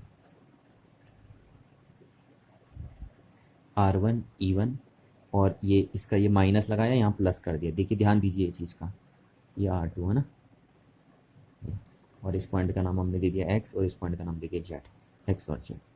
तो देखिए यहाँ पे भी ये दोनों सेल x और z पॉइंट्स के बीच पैरेलल में कनेक्टेड है और यहाँ पे भी ये दोनों सेल x और z पॉइंट्स के बीच में कनेक्टेड है। पर दोनों में डिफरेंस क्या है, देखिए इन दोनों का, दोनों सेलों का प्लस टर्मिनल यहाँ कनेक्टेड है और माइनस टर्मिनल यहाँ कनेक्टेड। और इस केस में क्या होगा, इस सेल का तो प्लस टर्मिनल यहाँ कनेक्टेड और इसका माइनस टर्मिनल यहाँ कनेक्टेड है ना। तो जब हम दो सेलों को पैरेलल में कनेक्ट करते हैं तो पैरेलल में भी दो सेलों को कनेक्ट करने के हमारे पास दो तरीके होते हैं। पहला तरीका ये होता है, दूसरा तरीका ये होता है। तो हम इस तरीके को डील करेंगे पहले। जब आपको ये आ जाएगा तो ये ऑटोमेटिकली आप समझ जाएंगे। जैसे अभी मैंने आपको समझाया था पहले वाले केस में ना, सीरीज वाले केस में, तो उसमें भी हमने एक तरीका किया था, दूसरा आपको खुद समझ में आ गया था। तो इसमें भी हम इसको डील करेंगे, ये आपको खुद समझ में आ जाएगा। ठीक है, तो जैसे मैं इसको डील कर रहा हूँ ऐसे ही आपको इसको भी डील करना है। ध्यान रखेंगे इस बात का ना। तो क्योंकि मोस्ट कॉमनली लोग यही यूज़ करते हैं, इसलिए हम इसी वाले को डील कर रहे हैं। अदरवाइज होता है ऐसा भी है कॉम्बिनेशन। चलिए, तो अब इन दोनों सेलों को मैं सीरीज में कनेक्ट कर देता हूँ। तो कनेक्ट कर दिया हमने सीरीज में। देखिए ये ले लिया मैंने पहला सेल अपना, है ना, और ये उसका इंटरनल रेजिस्टेंस E1, पहला सेल प्लस माइनस उसका इंटरनल रेजिस्टेंस, और ये हमने ले लिया दूसरा सेल। यहाँ पे हम कर देते हैं दूसरा सेल कनेक्ट, इसका EMF हो गया E2 और इंटरनल रेजिस्टेंस हो गया R2। ठीक, और ये दोनों सेल हमने कनेक्ट कर दिए between point X and Z। ठीक, अच्छा, अब ये X और Z पॉइंट्स के बीच में ये दोनों सेल पैरेलली कनेक्टेड है। चलिए, अच्छा, अब हमें अगर इन सेल से करंट ड्रॉ करनी है तो हम एक एक्सटर्नल रजिस्टर लगा देते हैं। ये लगा दिया हमने एक्सटर्नल रजिस्टर R का। ठीक है, अच्छा, अब क्या होता है आपको पता है, पैरेलल में करंट की वैल्यू होती है डिफरेंट। पैरेलल में वोल्टेज सेम होती है, करंट डिफरेंट होती है, जबकि सीरीज में करंट की वैल्यू क्या होती है, सेम होती है सारे कंपोनेंट में, और वोल्टेज की वैल्यू डिफरेंट होती है। तो यहाँ पे देखिए अब क्या हुआ, सपोज यहाँ से करंट आई I1, इस सेल से करंट आई I1 मान लेता हूँ मैं ना, कुछ भी मान सकते हो आप, और इस सेल से मान लिया मैंने करंट कितनी आई है I2, या आई। अच्छा, अब ये करंट यहाँ से आएगी I1, यहाँ से आएगी I2, तो यहाँ से कितनी करंट जाएगी, यहाँ देखिए, यहाँ कितनी करंट जाएगी, I1 प्लस I2, जिसको आप I बोल सकते हैं टोटली, है ना। ये करंट जाएगी यहाँ से, तो यहाँ करंट I आएगी यहाँ पे। फिर यहाँ से ये करंट कितनी जाएगी यहाँ पे I1, और यहाँ पे कितनी जाएगी I2, क्योंकि यहाँ से यहाँ तक तो सेम करंट जाएगी ना, एक ब्रांच है तो एक ब्रांच में सेम करंट होती है। देखिए यहाँ से यहाँ तक सेम करंट, यहाँ से यहाँ तक सेम करंट, तो ये हो गया हमारे पास। चलिए, तो पैरेलल में देखिए, पैरेलल में जब कंपोनेंट लगे होते हैं तो उनमें करंट की वैल्यू डिफरेंट होती है ना, उनमें वोल्टेज सेम होता है पैरेलल में। चलो, अब देखो यहाँ पे क्या हुआ। तो यहाँ पे हमें क्या कैलकुलेट करना है, मैं आपको टास्क देता हूँ कि calculate equivalent EMF of this combination. इस कॉम्बिनेशन का इक्विवेलेंट EMF निकालिए, पहला टास्क ये है। दूसरा टास्क मैं आपको देता हूँ कि calculate the equivalent internal resistance of this combination, और तीसरा टास्क मैंने आपको दिया कि calculate the total current in this circuit. ठीक है, ये तीन टास्क आपके सामने, जैसे पहले में दिए थे ना, मैंने पहले में भी तो ये तीन टास्क दिए थे मैंने आपको, तो इसमें भी वही तीन टास्क मैं आपको दे रहा हूँ कि इस सर्किट का इक्विवेलेंट EMF कैलकुलेट करिए, इस सर्किट का इक्विवेलेंट इंटरनल रेजिस्टेंस कैलकुलेट करिए, और इस सर्किट में करंट की वैल्यू कैलकुलेट करिए। ठीक है, अच्छा, अब अगर आपको ये कैलकुलेट करना है तो उसके लिए आप क्या करते हैं, पहले इसका इक्विवेलेंट सर्किट बनाते हैं ना। तो इसका इक्विवेलेंट सर्किट कैसे बनेगा, देखिए, इन दोनों के बदले का लग जाएगा एक, ठीक, एक सेल जिसको हम E इक्विवेलेंट बोलेंगे, और इन दोनों रजिस्टर के बदले लग जाएगा एक रजिस्टर जिसको हम R इक्विवेलेंट बोलेंगे। क्लियर है बात। और ये पॉइंट हो गया X और ये पॉइंट हो गया आपका Z, और इन दोनों के बीच में लगा है R रजिस्टर। ठीक है, अब सुनिए ध्यान से, ये एक सिंगल सेल, इन दोनों सेलों का इक्विवेलेंट सेल सिर्फ तभी बोला जाएगा जब ये सिंगल सेल उतनी ही करंट सप्लाई करे इस एक्सटर्नल रजिस्टर को जितनी इन दोनों सेलों ने करी है। ठीक है ना, तो इसका मतलब है, क्योंकि हम यहाँ पे क्या बोल रहे हैं, हम बोल रहे हैं कि ये सेल इनका इक्विवेलेंट है, तो इसका मतलब होगा कि ये सेल भी I करंट से ही सप्लाई कर रहा होगा इस रजिस्टर को, तभी हम इसको क्या बोल सकते हैं, इस सिंगल सेल को इनका इक्विवेलेंट सेल बोल सकते हैं। ठीक है ना, इस बात को आप ध्यान रखिए। तो चलिए ये हो गया, ये इसका इक्विवेलेंट सर्किट बन गया ना, ये इक्विवेलेंट सर्किट है। क्लियर है बात? अच्छा, अब देखिए यहाँ पे क्या हुआ, यहाँ पे हुआ I is equals to I1 plus I2। ठीक, जब हम सीरीज में कर रहे थे, याद करिए जब हम सीरीज में कर रहे थे तो हम सीरीज में क्या कर रहे थे, देखिए वोल्टेज ऐड कर रहे थे। सीरीज में वोल्टेज ऐड होती है ना, और पैरेलल में क्या होता है, करंट ऐड होती है। देखिए करंट ऐड हो गई। अच्छा, अब हमें निकालना है, पहले हम देखिए हम निकालते हैं, देखिए यहाँ से और यहाँ के बीच में पोटेंशियल डिफरेंस। तो ये इक्वेशन नंबर हमने मान ली फर्स्ट है हमारे, यहाँ और यहाँ। तो यहाँ से आ जाइए, जब आप इस पाथ से आ रहे हैं, देखिए अब हमें I1 I2 की वैल्यू निकालनी है, और I1 और I2 की वैल्यू इस सर्किट से निकालनी है, और उनकी वैल्यू हमें यहाँ पुट करनी है। ठीक है, तभी हम I निकाल पाएंगे। करें ना, I हम कब निकाल पाएंगे, जब हमें I1 और I2 की वैल्यू पता होगी। अब I1 I2 की वैल्यू हम कहाँ से निकालेंगे, यहाँ सर्किट से निकालेंगे। तो देखिए यहाँ पे लगाते हैं हम पहले, यहाँ से इन दो पॉइंट्स के बीच। तो इसको जरा बताइए, potential difference between point X and Z कितना होगा आपका। तो इन दोनों पॉइंट्स के बीच जो पोटेंशियल डिफरेंस होगा उसको आप कैसे लिखेंगे, E1 माइनस I1 R1। ये बताया था ना मैंने आपको, शुरू में बता रहा था मैं आपको। देखिए ये कि जब सेल से करंट ड्रॉ की जाती है तो उस टाइम ऐसे लिखते हैं, पोटेंशियल डिफरेंस लिखते हैं ना। तो ये कर दिया हमने, ठीक है, ये लिख दिया मैंने इसके लिए। अच्छा, अब यहाँ से इसके बारे में मेरे को बताइए कि यहाँ से I1 की वैल्यू कितनी आ जाएगी। ठीक है, तो यहाँ से हम I1 की वैल्यू निकालते हैं। तो देखिए क्या हो गया, I1 R1 is equals to हो जाएगा E1 माइनस VXZ। हो जाएगा नहीं हो जाएगा VXZ। चलिए, तो यहाँ से हमें I1 निकालना है, तो I1 इज इक्वल्स टू हो जाएगा E1 minus VXZ divided by R1।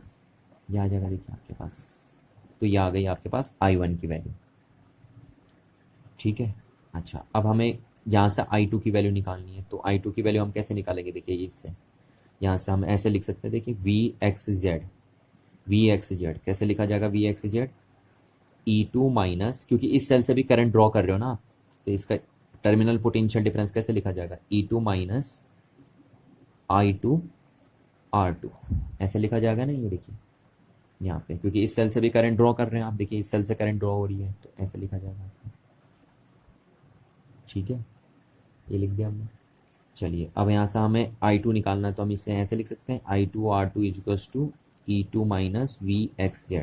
तो यहाँ से I2 इजक्वल्स टू क्या हो जाएगा हमारा, E2 minus VXZ divided by R2। Clear है बात, ये हो गया हमारे पास। चलिए, अब हमने यहाँ से R1 और I1 और I2 की वैल्यू इन दोनों इक्वेशनों से उठाकर यहाँ पे पुट कर दी है ना। तो हमारे पास, क्योंकि हमें टोटल करंट निकालनी थी ना, तो ये हो गया। तो हम यहाँ निकालेंगे I इज इक्वल्स टू, देखिए I1 की वैल्यू यहाँ से पुट करेंगे हम, तो क्या हो जाएगा, E1 माइनस, देखिए VXZ है, ये भी VXZ है, तो हम कॉमनली V लिख देते हैं इसको। समझ में आ रही ना बात, हमें बस पता हो जाना चाहिए कि इन दोनों पॉइंट्स के बीच पोटेंशियल डिफरेंस कितना होगा, V होगा, क्योंकि सेम ही होता है, पैरेलल में वोल्टेज सेम होती है ना। यहाँ जितनी वोल्टेज होगी, यहाँ जितना टर्मिनल पोटेंशियल डिफरेंस होगा, उतना ही टर्मिनल पोटेंशियल डिफरेंस यहाँ भी होगा। तो इसलिए हम V लिख देते हैं, VXZ लिखने से अच्छा हम V लिख देते हैं सीधी सीधी। तो ये V लिख दिया हमने। अच्छा, तो ये अप V और अपॉन R1, ये तो हमने किसकी वैल्यू पुट कर दी, I1 की वैल्यू पुट कर दी इस इक्वेशन में, प्लस I2 की वैल्यू कितनी पुट करेंगे, तो I2 की वैल्यू हो जाएगी E2 minus V upon R2। ये पुट कर दी हमने वैल्यू। ठीक है, तो ये आ गई हमारे पास इक्वेशन। अच्छा, अब इस जरा इक्विवेलेंट सर्किट से बताइए मैं कैसे लिख सकता हूँ। इस इक्विवेलेंट सर्किट से मैं VXZ कैसे लिख सकता हूँ, इससे हम ऐसे लिख सकते हैं, E equivalent minus I R equivalent, ऐसे लिख सकते हैं ना। तो ये हो गया हमारे पास। अच्छा, इस VXZ को हम क्या लिख दे रहे हैं, VXZ को हम V लिख दे रहे हैं, तो V इक्वल्स टू हो गया हमारे पास E equivalent minus I R equivalent. तो ये हो गई हमारे पास इक्वेशन नंबर सेकेंड, हमने नाम दे दिया इसको। ठीक है, अब ये इक्वेशन कहाँ से आई है, हमारे इक्विवेलेंट सर्किट से आई है, और ये इक्वेशन कहाँ से आई है, हमारे इस सर्किट से आई है। क्लियर है बात, ये देखिए ये तो इक्विवेलेंट सर्किट से आया है ये इक्वेशन, और ये इससे आई है।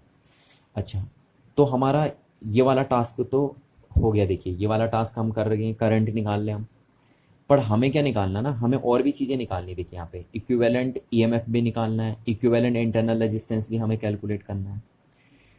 तो हम क्या कर रहे थे, अभी आपने देखा जब मैंने सीरीज का कॉम्बिनेशन आपको बताया था, सीरीज कॉम्बिनेशन में ना हम क्या कर रहे थे, इस इक्वेशन को, जो ये इक्विवेलेंट सर्किट्स आई थी, उस इक्वेशन को इस इक्वेशन से एनालॉगी लगा रहे थे। जो इस सर्किट से आ रहा था और जो इस सर्किट से आ रहा था, उन दोनों को एनालॉगी लगा के हम, यानी कंपेयर करके ई इक्विवेलेंट और आर इक्विवेलेंट निकाल लेते हैं।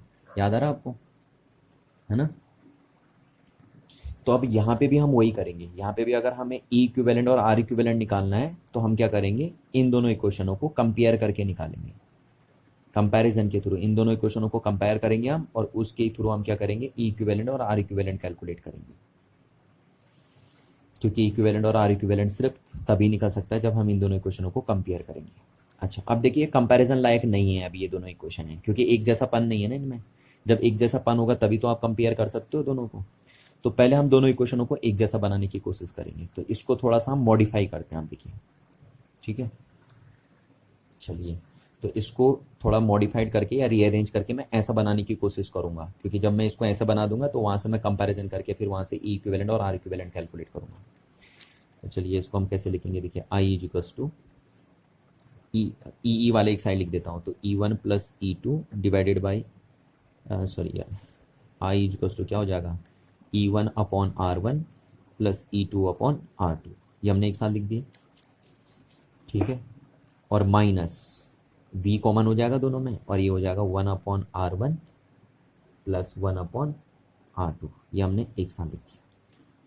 क्लियर है बात? चलिए, अच्छा, अब हमने क्या किया, आगे इसको इधर लाया, उसको उधर ले गया, क्योंकि हमें इसको ऐसा बनाना ना, देखिए इस तरीके से बनाना, तो इसलिए मैं इसको इधर लेके आया। तो V 1 upon R1 plus 1 upon R2 is equal to E1 upon R1 plus E2 upon R2 minus I हो गया आपका। अच्छा, अब इसको हम सॉल्व करेंगे तो ये क्या हो जाएगा आपका, ये हो जाएगा R1 into R2 upon R1 plus, sorry यार, V इक्वल्स टू ये हो जाएगा आपका R1 R2 into R2 plus R1। ये हो गया, इसको ये करके इज इक्वल टू, अब इसको देखिए क्या बनेगा, ये R1 into R2 into E1 into R2 plus E2 into R1। Simple mathematics लगा रहा हूँ मैं, आपको समझ में आ रही होगी बात क्या कर रहा हूँ मैं ना, माइनस आई, सिर्फ रीअरेंज कर रहा हूँ मैं। इसको ऐसा बनाने की कोशिश करूंगा, इस इक्वेशन को ऐसा बनाने की कोशिश कर रहा हूँ, देखिए। चलिए, तो हमें यहाँ को भी फ्री करना है, देखिए भी फ्री करना ना, तभी हम कंपैरिजन कर पाएंगे इस इक्वेशन का इस इक्वेशन से, ठीक है। तो v बनाना है यहाँ पे, हमें v को फ्री करना है यहाँ से। तो चलिए, अगर हम v को फ्री करते हैं तो v इक्वल्स टू क्या हो जाएगा, इसको उधर लेके चलते हैं हम, है ना। तो E1 R2 plus E2 R1 divided by R1 into R2। तो जब ये उधर जाएगा तो क्या होगा, देखिए ये यहाँ चले जाएगा अपॉन R1 प्लस R2, ठीक, माइनस आई, और ये उधर जाएगा तो R1 R2 divided by R1 plus R2। ये हो गया आपका, ये हम उधर शिफ्ट कर दिए इसको, बाकी कुछ नहीं किया हमने ना। अब देखिए ये कुछ ऐसे बनने वाली है ना, इस टाइप से, देखिए नज़र आ रही है आपको, देखिए देखिए बना दिया ना। तो हमने इस इक्वेशन को मॉडिफाइड करके ऐसे बनाने की कोशिश करी, देखिए यहाँ चलिए। अच्छा, अब हमारा क्या हो गया, v इज इक्वल्स टू, यहाँ से ये कैंसिल आउट हो गया हमारा, तो ये बना हमारा E1 R2 plus E2 R1 divided by R1 plus R2। ये तो एक साथ लिख दिया हमने, माइनस आई R1 into R2 upon R1 plus R2, ठीक है। तो अब आपको इसको इक्वेशन नंबर नाम दे देना है थर्ड। देखिए, ये इक्वेशन कहाँ से आई है हमारी, ये इक्वेशन इसको मॉडिफाइड करके आई है, और ये कहाँ से आई थी, इससे आई थी नहीं इक्वेशन, ये इसी को मॉडिफाइड करके हमने ये बना दिया, देखिए ये बना दिया। अब देखिए ये इक्वेशन और ये इक्वेशन, यानी ये इक्वेशन हम बोल सकते हैं कि ये इक्वेशन हमारी कहाँ से आई है, इस सर्किट से आई है ये, क्योंकि ये इक्वेशन यहाँ से आई थी और ये यहाँ से आई थी। तो इसका मतलब ये इक्वेशन हमारी जो आई है फाइनली वो इस सर्किट से आई है, और ये इक्वेशन इस सर्किट से आई है, और ये इसका इक्विवेलेंट सर्किट है। तो अब हम इन दोनों इक्वेशनों को कंपेयर कर सकते हैं, बिल्कुल, क्योंकि ये दोनों एक दूसरे के इक्विवेलेंट है ना, तो इन दोनों इक्वेशनों को हम कंपेयर कर सकते हैं। तो चलिए इनको कंपेयर करते हैं, देखिए आप equation number second and third को, है ना। तो by comparing equation number second and third we get, क्या मिलेगा, देखिए आपको ये तो वी हो गया। अब यहाँ से जरा मैच करिए, तो ई इक्विवेलेंट की वैल्यू आपको कितनी दिखाई दे रही है, देखिए ई इक्विवेलेंट की वैल्यू आपको इतनी दिखाई दे रही है। इन दोनों इक्वेशनों को मैच कर लीजिए, तो E1 R2 plus E2 R1, ध्यान दीजिए यहाँ 1 है तो यहाँ 2 आ रहा है, देखिए, और यहाँ R1 प्लस R2, ये आ गया आपका ई इक्विवेलेंट। कंपैरिजन करके निकाल लेना आप। और आर इक्विवेलेंट की वैल्यू कितनी आई आपकी, आर इक्विवेलेंट की वैल्यू आ गई आपकी R1 plus R2, sorry R1 into R2 upon R1 plus R2। यहाँ अच्छा, इसको आप ऐसे भी लिख सकते हैं। देखिए अगर ऐसे में आपको दिक्कत आ रही है, चलिए 2 में तो ठीक है ना, 3 के लिए दिक्कत आ जाएगी इसमें। जब आप 3 के लिए बनाएंगे ना, जैसे यहाँ पे तो हम 2 का कर रहे हैं पैरेलल कॉम्बिनेशन, अगर आपको 3 का, 4 का, 5 का करना है तो तब उसको समझने के लिए मैं इसको ऐसा लिख रहा हूँ। देखिए 1/R1 प्लस 1/R2, एक ही बात है ये दोनों एक ही चीज़ें हैं। ठीक है, ये मैंने सिर्फ इसको ऐसा इसलिए लिखा क्योंकि अगर मेरे को 3, 4, 5 सेल का पैरेलल कॉम्बिनेशन समझना है तो फिर तब इससे लिखना आसान हो जाएगा ना। चलिए तो आगे देखिए आपके पास रिजल्ट है ना, ई इक्विवेलेंट ऐसे निकालेंगे, आर इक्विवेलेंट ऐसे निकालेंगे आप। तो ये आपको बात समझ में आ गई कि अगर 2 सेल इस तरीके से पैरेलली कंबाइन हो रखे हैं तो फिर उनका इक्विवेलेंट ईएमएफ इतना आएगा और उनका इक्विवेलेंट रेजिस्टेंस इतना आएगा। ठीक, तो ये 2 टास्क तो हमारे कंप्लीट हो गए। हमने आर इक्विवेलेंट भी निकाल दिया, देखिए ई इक्विवेलेंट भी निकाल दिया और आर इक्विवेलेंट भी निकाल दिया। ठीक, अब निकालना रह गया आई। तो देखिए आई कैसे निकलेगा, आई इक्वल्स टू क्या होगा, आई इक्वल्स टू होता है टोटल ईएमएफ, जिसको आप इक्विवेलेंट ईएमएफ भी बोलते हैं, अपॉन टोटल रेजिस्टेंस। ठीक, तो टोटल ईएमएफ कितना है, देखिए आपके सर्किट का टोटल ईएमएफ है ये E1 R2 plus E2 R1 divided by R1 plus R2। ये ईएमएफ है, हाँ, सारा का सारा ये ईएमएफ की वैल्यू आ रही है आपकी, अपॉन टोटल रेजिस्टेंस। तो टोटल रेजिस्टेंस सिर्फ ये है क्या, नहीं, ये तो टोटल इंटरनल रेजिस्टेंस है बस। समझ में आ रही ना बात, ये सिर्फ टोटल इंटरनल रेजिस्टेंस है, ये टोटल रेजिस्टेंस नहीं है सर्किट का। टोटल रेजिस्टेंस ये होगा, देखिए इन दोनों का कॉम्बिनेशन। तो ये दोनों कैसे लगे हैं आपस में, सीरीज में लगे हैं ना। तो जो टोटल रेजिस्टेंस होगा सर्किट का होगा आर प्लस, सीरीज में लगे ना दोनों के दोनों, आर प्लस आर इक्विवेलेंट। और आर इक्विवेलेंट की वैल्यू कितनी है, ये है देखिए, तो R1 into R2 upon R1 plus R2, ये हो जाएगा देखिए आपके पास। तो ऐसे निकाल देंगे। तो अगर 2 सेल आपके पास पैरेलल में कंबाइन हो रखे हैं तो फिर करंट की वैल्यू ये आएगी। क्लियर है बात। और आपका देखिए फाइनल रिजल्ट, सारे फाइनल रिजल्ट, चाहे ई इक्विवेलेंट बोल दीजिए या स्मॉल आर इक्विवेलेंट बोल दीजिए या आई बोल दीजिए, वो सारे उन्हीं के टर्म्स मारे हैं जो चीज़ हमें गिवन थी। और गिवन हमें सिर्फ क्या था, सेल्स का ईएमएफ और सेल का इंटरनल रेजिस्टेंस, जो हमने स्टार्टिंग में कंसीडर किया था। ठीक है, तो ये बात आपको चलिए आप देखिए, जैसे यहाँ पे देखिए ना, मैं आपको कुछ बात बताता हूँ। देखिए जब आपने देखा कि 2 सेल आपने पैरेलल में कनेक्ट किए तो उनका इक्विवेलेंट ईएमएफ कितना आया, उनका इक्विवेलेंट ईएमएफ आया E1 R2 plus E2 R1 divided by R1 plus R2। और उनका इक्विवेलेंट इंटरनल रेजिस्टेंस कितना आया, R1 into R2 upon R1 plus R2। ये रिजल्ट आया आपके पास है ना। अगर 2 सेल को आप पैरेलल में कनेक्ट करते हैं तो उनका इक्विवेलेंट ईएमएफ कितना आता है और उनका इक्विवेलेंट इंटरनल रेजिस्टेंस कितना आता है। अच्छा, अब जब भी मैं आपसे बोलूं कि 2 सेल पैरेलल में कनेक्ट हैं तो उनका इक्विवेलेंट ईएमएफ कितना आएगा, तो आप ये कभी नहीं बताएंगे मेरे को, आप ऐसे बताएंगे। देखिए आप ऐसे लिखेंगे हमेशा, ठीक है, E1 upon R1 plus E2 upon R2 और upon 1 upon R1 plus 1 upon R2। और आप ऐसा क्यों लिखेंगे उसका लॉजिक भी मैं आपको बता रहा हूँ। ठीक है, तो ध्यान रखना आपको, जब भी आपसे कोई पूछे कि 2 सेल अगर पैरेलल में कनेक्टेड हैं तो उनका इक्विवेलेंट ईएमएफ कितना आएगा, तो आप ये बताएंगे, क्योंकि इस चीज़ को आप सॉल्व करिए तो यही बन जाएगा। बनेगा नहीं बनेगा, तो हम ऐसा क्यों लिख रहे हैं इसको, ऐसा लिखने के पीछे भी लॉजिक है।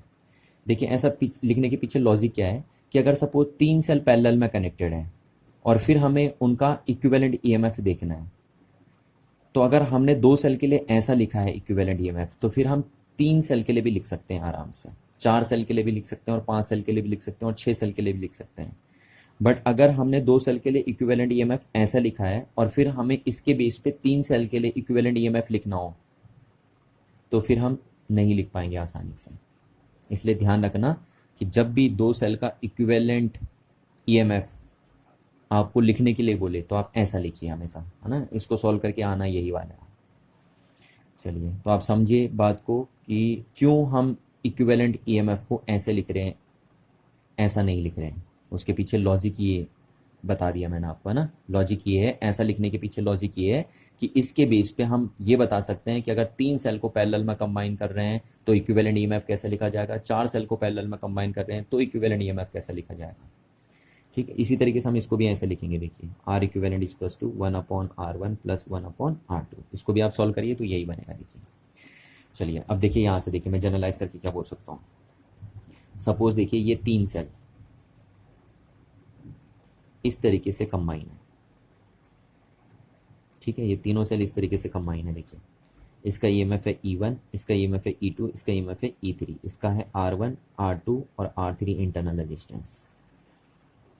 तो एक्स और जेड पॉइंट्स के बीच में तीनों सेल कैसे लगे हैं, पैरेलल में कनेक्टेड है। और इनका इसका प्लस और इसका प्लस तीनों इस टर्मिनल से कनेक्टेड है और माइनस माइनस माइनस यहाँ कनेक्टेड है आपकी। ठीक है, अब मैंने आपसे पूछा इस केस में इक्विवेलेंट ईएमएफ बताइए कितना होगा। तो आप अब आसानी से बता सकते हैं। देखिए 2 के लिए होता है ना, तो 3 के लिए आप कैसे बताएंगे। देखिए 3 के लिए आप ऐसे निकाल देंगे सीधे सीधे, E1/R1 plus E2/R2 plus E3/R3 divided by 1/R1 plus 1/R2 plus 1/R3। देखिए आसानी से लिख दिया ना आपने। पर अगर आप ऐसा लिखा होता 2 के लिए आपने इक्विवेलेंट ईएमएफ, तो फिर 3 के लिए लिखने में आपको दिक्कत आ जाती। क्योंकि देखिए यहाँ E1 के साथ R1 होता तो तब भी आसान होता ना, यहाँ E1 के साथ R2 है। देखिए तो इसलिए इस फॉर्मूले से 3 के लिए लिखना टफ होगा, 4 के लिए लिखना टफ होगा। पर जब आप ऐसा लिखेंगे तो फिर 3 के लिए लिखो, 4 के लिए लिखो या nth के लिए लिखो, सारा काम आसान होगा आपके लिए। ठीक है, अच्छा अब इस केस में बताइए 1/R इक्विवेलेंट कितना होगा। इक्विवेलेंट इंटरनल रेजिस्टेंस तो हो जाएगा 1/R1 plus 1/R2 plus 1/R3। ठीक है, ऐसे आप 4 के लिए कर सकते हैं। अगर 4 सेल इस तरीके से सीरीज पैरेलल में कंबाइन हो रखे हैं तो फिर उनका क्या आ जाएगा, यहाँ पे प्लस E4/R4 आ जाएगा और प्लस यहाँ पे 1/R4 आ जाएगा ना। इसी तरीके से आप n का भी कर सकते हैं, nth का भी कर सकते हैं। चलिए इतनी बात आपको समझ में आ गई होगी। अच्छा अब अगर देखिए सपोज 3 सेल इस तरीके से कनेक्टेड है। देखिए सपोज ऐसे कनेक्टेड है, E1/R1, दूसरा सेल ऐसे कनेक्ट है। ठीक, ध्यान दीजिए हाँ क्या कर दिया मैंने। देखिए ये R2 और तीसरा सेल ऐसे कनेक्ट है। देखिए between point X and Z, इसका ईएमएफ E3, इसका ईएमएफ E2 और इसका ईएमएफ E1। ये 3 सेल कनेक्टेड है। पर अब जरा ध्यान दीजिए, देखिए इन दोनों सेलों के पॉजिटिव टर्मिनल यहाँ कनेक्टेड, पर इस सेल का नेगेटिव टर्मिनल है यहाँ कनेक्ट। तो अब इस केस में इक्विवेलेंट ईएमएफ कैसा लिखा जाएगा। देखिए इस केस में अगर आप ड्राइव करेंगे ना फॉर्मूले को, जैसे मैंने ये ड्राइव किया था, अगर आप इस तरीके से ड्राइव करेंगे इस केस में फॉर्मूले को, तो आपका जो फॉर्मूला आएगा ई इक्विवेलेंट का वो ये आ जाएगा। देखिए E1/R1, और ये उल्टा लगा ना, देखिए दोनों एक जैसे लगे और ये उल्टा लगा है, तो इसको हम माइनस लिख देंगे यहाँ पे, E2/R2 प्लस E3/R3। इस केस में ऐसा आएगा देखिए, और 1/R1 plus 1/R2 plus 1/R3 कैसे लिखा जाएगा। और इस केस में 1/R इक्विवेलेंट कितना आएगा। 1/R इक्विवेलेंट तो सिंपल ही लिखा जाता है, 1/R1 plus 1/R2 plus 1/R3। ठीक है, इक्विवेलेंट इंटरनल रेजिस्टेंस पे कोई फर्क नहीं पड़ता पोलैरिटी चेंज करने का, वो तो ऐसे ही लिखा जाएगा। यहाँ पे माइनस नहीं आएगा, आप ड्राइव करके देखेंगे तो यही आएगा रिलेशन। तो आपको डायरेक्ट याद रखने हैं फॉर्मूले, सीधे सीधे, है ना। इतना सब लॉन्ग नहीं करना है। सपोज पेपर में न्यूमेरिकल आएगा तो न्यूमेरिकल करने के लिए आपको एक फॉर्मूले डायरेक्ट रिमेंबर रखने हैं, डायरेक्ट याद रखने हैं आपको। इतना लंबा नहीं करना आपको वहाँ पे, ये तो तब करना आपको जब आपका डेरिवेशन फॉर्म में ये पूछा जाएगा। चलिए मैं अगर अब आपसे पूछूं कि n आइडेंटिकल सेल्स पैरेलल में कनेक्टेड है तो फिर उनका इक्विवेलेंट ईएमएफ कितना आएगा ये कैलकुलेट करके बताइए, और उनका इक्विवेलेंट इंटरनल रेजिस्टेंस कितना आएगा ये कैलकुलेट करके बताइए, है ना। n आइडेंटिकल है हमारे पास यहाँ पे। सपोज ये पॉइंट x है और ये पॉइंट हमारा z है, और यहाँ पे लगे हैं हमारे n आइडेंटिकल सेल। ये हो गया पहला सेल, ये लगा है। ठीक है, दूसरा सेल हम यहाँ से कनेक्ट कर देते हैं ऐसे, तीसरा सेल हमने ऐसे कनेक्ट कर दिया। ऐसे बहुत सारे सेल लगे हैं और सारे आइडेंटिकल हैं। ठीक है, चौथा सेल ये लगा है मैंने, ऐसे करके बहुत सारे सेल बीच में लगे पड़े हैं, और लास्ट में ये nth वाला सेल बना दे रहा हूँ मैं यहाँ पे। ये इस तरीके से कनेक्टेड है, और ये एक्सटर्नल रजिस्टर हमने लगा दिया। ठीक है, सारे सेल आइडेंटिकल हैं, सबका ईएमएफ सेम है, सबका इंटरनल रेजिस्टेंस भी क्या है, सेम है। तो अगर एन आइडेंटिकल सेल्स पैरेलल में कनेक्टेड हैं तो फिर बताइए आप इक्विवेलेंट ईएमएफ कितना आएगा इनका, है ना। तो अब इक्विवेलेंट ईएमएफ कितना आएगा, देखिए यहाँ पे इक्विवेलेंट ईएमएफ बताइए कितना आएगा मेरे पास। आपको बताया था ना मैंने, ये फॉर्मूला है आपके पास। तो E upon R plus E upon R plus E upon R, आप ऐसे तो लिखेंगे plus dot dot dot so on, कहाँ तक जोड़ेंगे आप, एन टाइम्स तक, डिवाइडेड बाई क्या लिखेंगे आप, 1/r plus 1/r plus 1/r plus dot dot dot so on, कहाँ तक जोड़ेंगे आप, एन टाइम्स तक जोड़ेंगे। तो आपका ई इक्विवेलेंट कितना हो जाएगा, देखिए आप E upon R E upon R E upon R को एन टाइम्स तक जोड़ें तो कितना हो जाएगा, एन ई अपॉन आर हो जाएगा नहीं हो जाएगा, इनको एन टाइम्स तक अगर आप ई अपॉन आर को जोड़ेंगे तो इतना आ जाएगा आपके पास। अच्छा, इसको आप अगर ऐड करेंगे 1/r को एन टाइम्स तो कितना आ जाएगा आपका, एन अपॉन आर आ जाएगा, एन से एन कैंसिल आउट हो जाएगा आपका, और इस आर से ये आर आपका कैंसिल आउट हो जाएगा। तो आपका ई इक्विवेलेंट कितना आ जाएगा, आपका इक्विवेलेंट आ जाएगा ई। ठीक है, और वैसे भी देखिए पैरेलल में जब सबका इंटरनल रेजिस्टेंस सेम है ना, तो ईएमएफ भी क्या होगा, ईएमएफ भी सेम है, तो इसलिए ये ई इक्विवेलेंट किसके इक्विवेलेंट आ जाएगा, ई के इक्विवेलेंट आ जाएगा। तो ये आ जाएगा देखिए यहाँ पे। अच्छा, अब अगर यहाँ से मैं आर इक्विवेलेंट पूछूँ तो कितना आएगा आपका, तो आपको पता है आर इक्विवेलेंट आएगा 1/r प्लस 1/r, ऐसे निकालते हैं ना R equivalent, plus 1/r plus dot dot dot so on, कहाँ तक जोड़ेंगे आप, एन टाइम्स तक जोड़ेंगे। तो यहाँ से आर इक्विवेलेंट इसका सो आ जाएगा, देखिए 1/r एन टाइम्स जोड़ेंगे तो कितना आएगा, n/r आएगा। तो यहाँ से आर इक्विवेलेंट कितना आ जाएगा आपके पास, r/n आ जाएगा। ठीक है, तो ये बात आपको ध्यान रखनी है कि अगर n आइडेंटिकल सेल्स आप पैरेलल में कनेक्ट करते हैं तो इक्विवेलेंट ईएमएफ आता है एक सेल के ईएमएफ के बराबर। ठीक है, और इक्विवेलेंट इंटरनल रेजिस्टेंस आता है r/n। अच्छा, और इस केस में अगर मेरे को करंट बतानी है सर्किट में तो करंट कितनी हो जाएगी, अगर मैं इसका इक्विवेलेंट सर्किट बनाऊं तो देखिए इसका इक्विवेलेंट सर्किट हो जाएगा, इन सब के बदले का लग जाएगा एक, है ना, और इन सारे रेजिस्टेंस के बदले का लग जाएगा एक। ये इक्विवेलेंट सर्किट हो जाएगा इसका एक्स जेड, और ये लग जाएगा आपका आर। ये हो गया आपका आर इक्विवेलेंट, और ये हो जाएगा आपका ई इक्विवेलेंट। ठीक है, तो जो करंट आएगी वो कितनी आएगी, देखिए करंट की वैल्यू होगी, करंट की वैल्यू होती है टोटल ईएमएफ। तो टोटल ईएमएफ कितना आया यहाँ पे, ई अपॉन टोटल रेजिस्टेंस। तो टोटल रेजिस्टेंस सर्किट का कितना है, इस सर्किट का ये प्लस ये, है ना, तो आर प्लस आर इक्विवेलेंट। तो यानी जो करंट आएगी इस पूरे सर्किट से, है ना, ये इन सेलों से करंट जो आएगी टोटल आई करंट, उसकी वैल्यू हो जाएगी E upon R plus R equivalent की वैल्यू कितनी है, r/n। ये आ जाएगी टोटल करंट। तो आपके पास करंट की वैल्यू आई ये। तो अगर n आइडेंटिकल सेल्स पैरेलल में कनेक्टेड है तो वो टोटल कितनी करंट सप्लाई करेंगे इस एक्सटर्नल रजिस्टर्स को, इतनी करंट सप्लाई करेंगे। ठीक है, अच्छा अब अगर मैं आपसे पूछूं कि बताइए इस कॉम्बिनेशन से मैक्सिमम करंट ड्रॉ करने की कंडीशन क्या होगी और मिनिमम करंट ड्रॉ करने की कंडीशन क्या होगी, तो वो आप खुद निकालेंगे, है ना, इस फॉर्मूले से खुद आप बताएंगे कि क्या किस कंडीशन में इस कॉम्बिनेशन से मैं मैक्सिमम करंट ड्रॉ कर सकता हूँ और किस कंडीशन में मैं इस कॉम्बिनेशन से मिनिमम करंट ड्रॉ कर सकता हूँ। वो कंडीशन आप खुद फाइंड आउट करेंगे जैसे मैंने सीरीज में फाइंड आउट किया था। ठीक है, चलिए अब हम बात करते हैं मिक्स्ड कॉम्बिनेशन ऑफ सेल्स की। मिक्स्ड कॉम्बिनेशन मतलब सीरीज और पैरेलल कॉम्बिनेशन जब एक साथ आ जाते हैं तो उसको हम बोलते हैं मिक्स्ड कॉम्बिनेशन। ठीक है, तो यहाँ पे सपोज हमारे पास बहुत सारे आइडेंटिकल सेल्स पड़े हैं। आइडेंटिकल सेल्स का मतलब होगा कि ईच सेल का ईएमएफ सेम होगा और ईच सेल का इंटरनल रेजिस्टेंस भी सेम होगा, है ना, और यहाँ पे बोली रखा है देखिए ईच सेल का ईएमएफ ई है और ईच सेल का इंटरनल रेजिस्टेंस क्या है, आर है। तो इन सेल्स को हम क्या बोलेंगे, आइडेंटिकल सेल्स बोलेंगे। अच्छा, अब इन सेल के थ्रू, इन आइडेंटिकल सेल्स के थ्रू हमें इनको अरेंज करना है एम रोज में, एम रोज बनानी है इनकी, और हर एक रो में कितने सेल्स रखने हैं, एन सेल्स रखने हैं।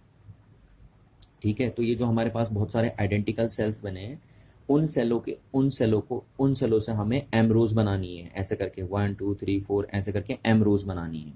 ठीक, और हर एक रो में कितने सेल रखने हैं, एन सेल रखने, देखिए each row contain N cell.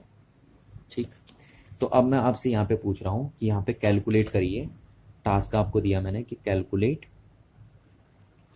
Calculate पहला तो मैं आपसे पूछ रहा हूँ calculate the equivalent EMF in this combination, पहला टास्क ये दिया आपको। सेकेंड टास्क मैं दे रहा हूँ आपको कि calculate the equivalent internal resistance of this combination, इस कॉम्बिनेशन का इक्विवेलेंट इंटरनल रेजिस्टेंस कैलकुलेट करिए। थर्ड टास्क हम दे रहे हैं आपको कि calculate the current of this combination, ठीक है, total current of this combination, इसको कैलकुलेट करिए। ये 3 टास्क हमने आपको दिए, ठीक। और इसमें लास्ट वाले टास्क के अंदर एक केस बनेगा, वो सबसे इंपॉर्टेंट होगा। इस टास्क के अंदर एक केस बनेगा, उसको ध्यान से देखना, उसको पेपर में पूछते हैं, है ना, बहुत सारे कॉम्पिटेटिव एग्जाम में वो पूछा जाता है। तो क्या केस बनेगा इस टास्क के अंदर, वो अभी हम आपको बता देंगे। पहले चलिए ये निकालेंगे हम, है ना।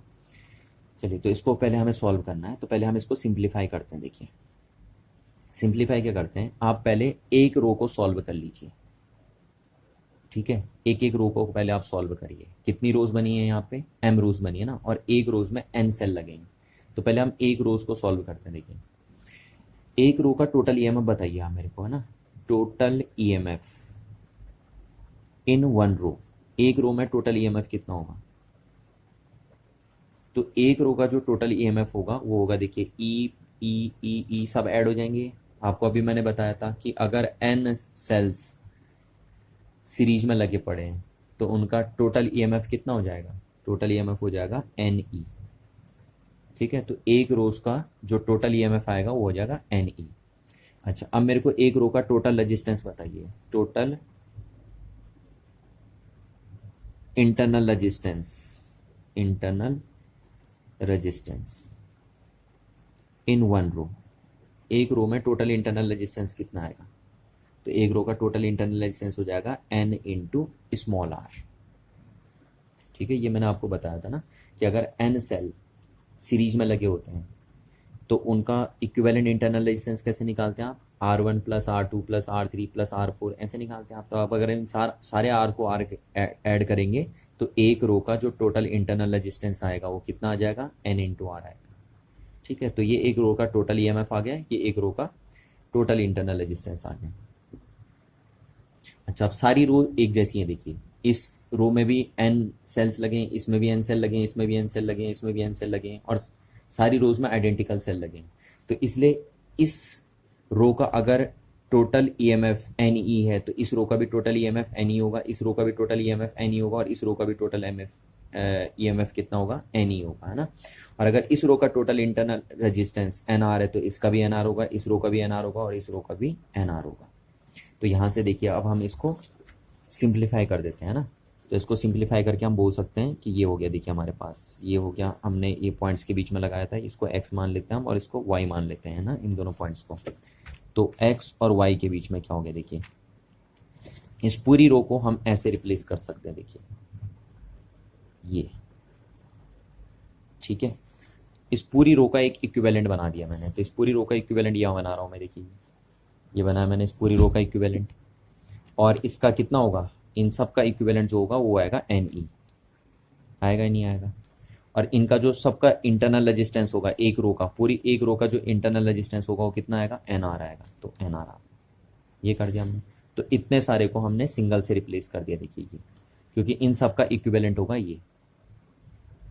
क्लियर है बात। अच्छा, ऐसे सारी रोज का बनाइए तो दूसरी रो का भी कितना हो जाएगा, ऐसे दूसरी रो के लिए भी हो जाएगा ये NR इंटू NE। ऐसी थर्ड रो का भी हो जाएगा ऐसा NE इंटू NR, इस तरीके से हर रो का ना। तो कितनी रोज बनानी है आपको, m रोज बनानी है, और लास्ट रो का भी ऐसी हो जाएगा आपका NR और ये NE, ठीक है। और ये बन गया आपका एक्सटर्नल रजिस्टर।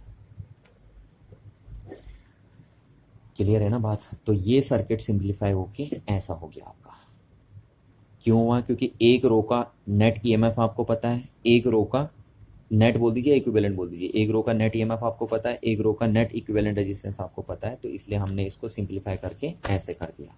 अब हमारा सर्किट ऐसा हो गया, देखिए क्लियर है बात। अच्छा, अब देखिए क्या है, अब हमें पता है अगर ये सब आइडेंटिकल अभी भी तो है, अभी भी देखिए आइडेंटिकल सेल है सारे के सारे, तो अब हमें पता है अगर एन आइडेंटिकल सेल्स को, ये अभी मैंने आपको कैलकुलेट करके बताया था, है ना, और वहाँ पे मैंने बताया था अगर एन आइडेंटिकल सेल्स को हम पैरेलल में कनेक्ट कर देते हैं तो जो इक्विवेलेंट ईएमएफ आता है वो कितना आता है, वो एक सेल के ईएमएफ के बराबर आता है। तो जो इक्विवेलेंट ईएमएफ आएगा इन सब का वो एन ही आ जाएगा, एक सेल के ईएमएफ के बराबर आएगा। देखिए आएगा नहीं आएगा, एक सेल का ईएमएफ कितना है यहाँ पे, एन ई है।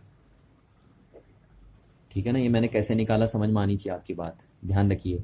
अब हमें इन सब का निकालना है क्योंकि ये सर्किट तो सिंप्लीफाई होके ऐसे बन चुका है ना।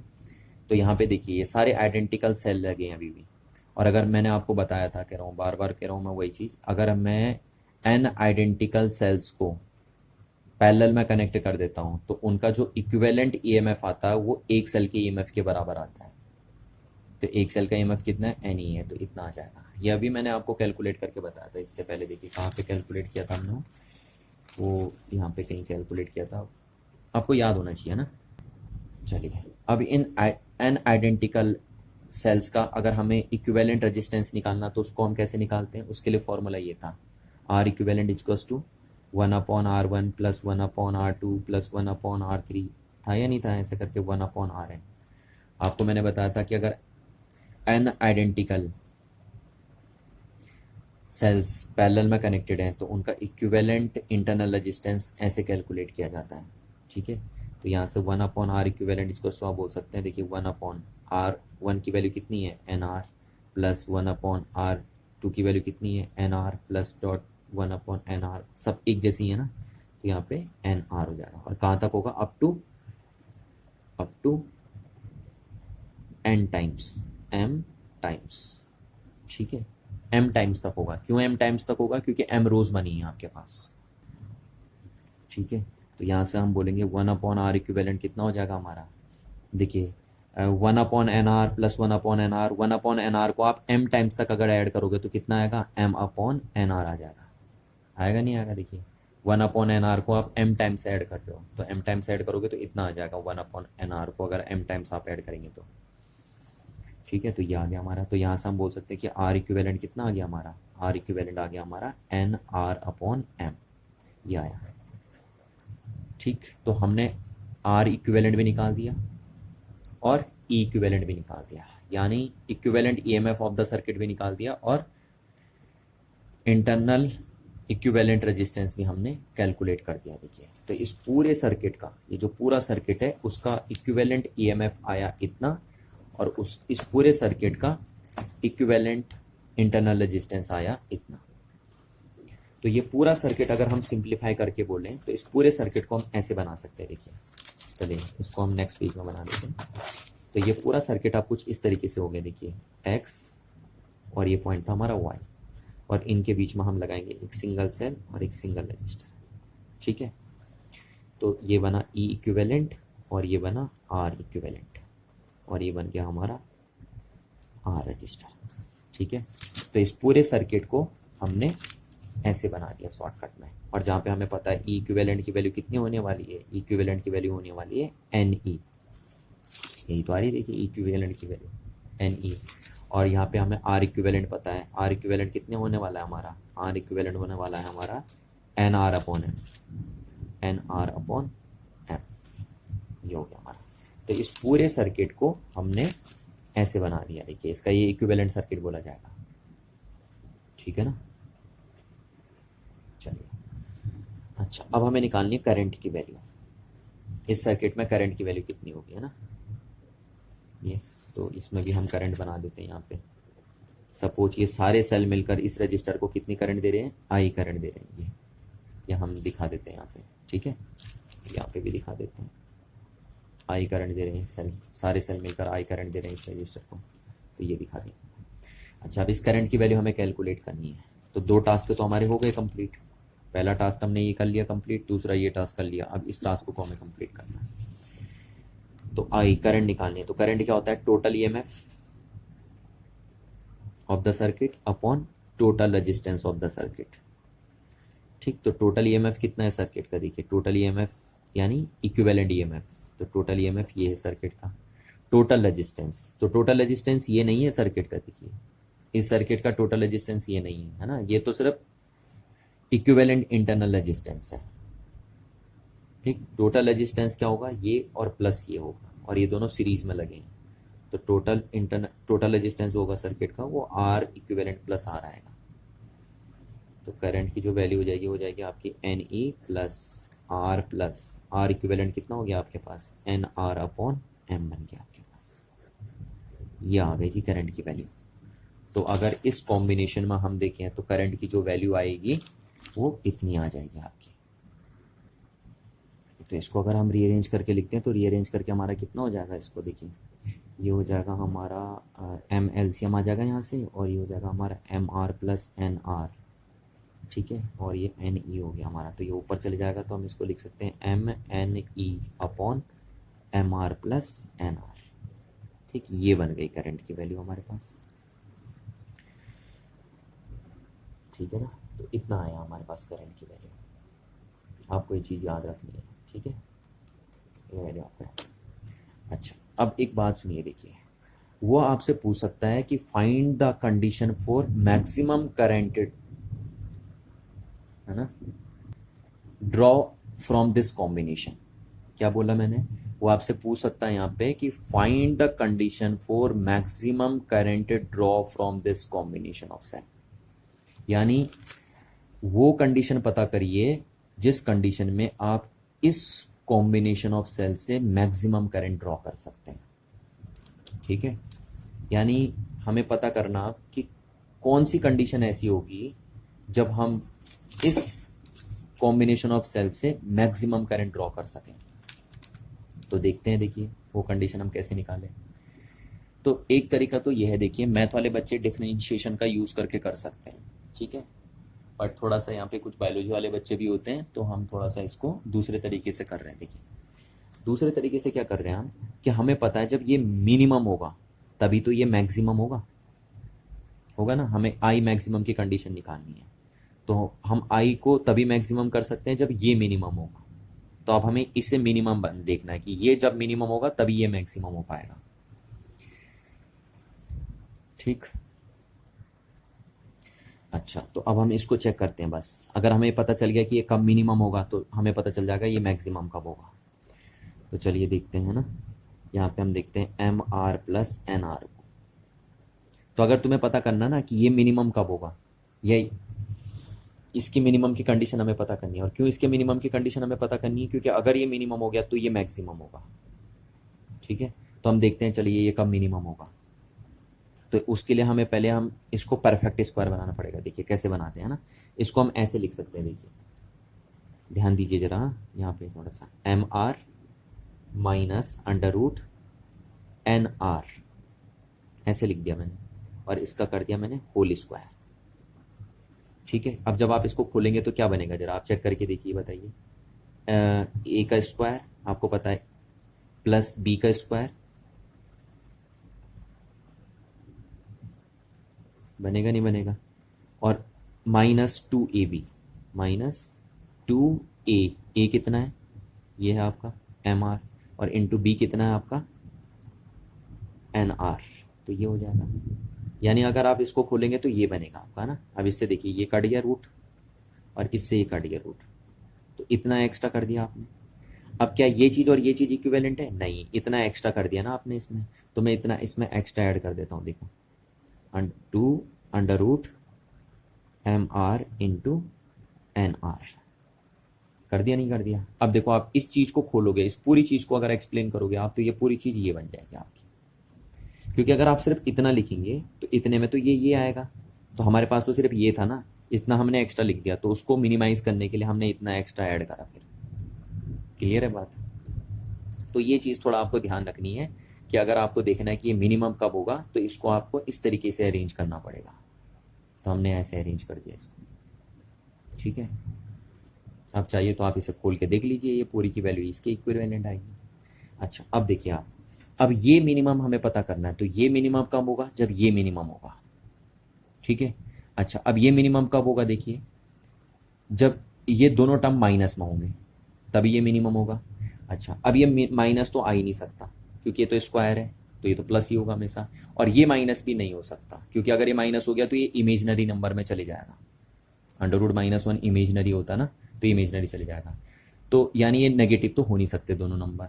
अच्छा, अब क्या हो सकते हैं, ये मिनिमम कितने हो सकते हैं दोनों, क्योंकि हमें तो इसकी मिनिमम वैल्यू पता करनी है ना, तो हमें चेक करना है कि मिनिमम कब होगा, तो उसके लिए हमें इनको मिनिमम करना पड़ेगा। तो ये नेगेटिव तो हो नहीं सकते। अब हम दूसरा करते हैं कि दोनों जीरो हो सकते हैं क्या, तो ये तो जीरो हो नहीं सकता देखिए, क्योंकि अगर ये जीरो हुआ तो इसका मतलब इनमें से कोई ना कोई एक जीरो है, और अगर ये जीरो हो गए तो फिर तो सारी कंडीशन ही खराब हो गई। अगर आप एम को जीरो करते हो तो फिर एम जीरो करने का मतलब आप एक भी रो नहीं बना रहे हो, आर जीरो करने का मतलब आप कोई एक्सटर्नल लोड ही नहीं लगा रहे हो, एन जीरो करने का मतलब आपने रोज ही नहीं बनाए, एन रोज, है ना। तो ये तो जीरो कभी हो ही नहीं सकता, तो इसका मतलब सिर्फ यही जीरो हो सकता बस।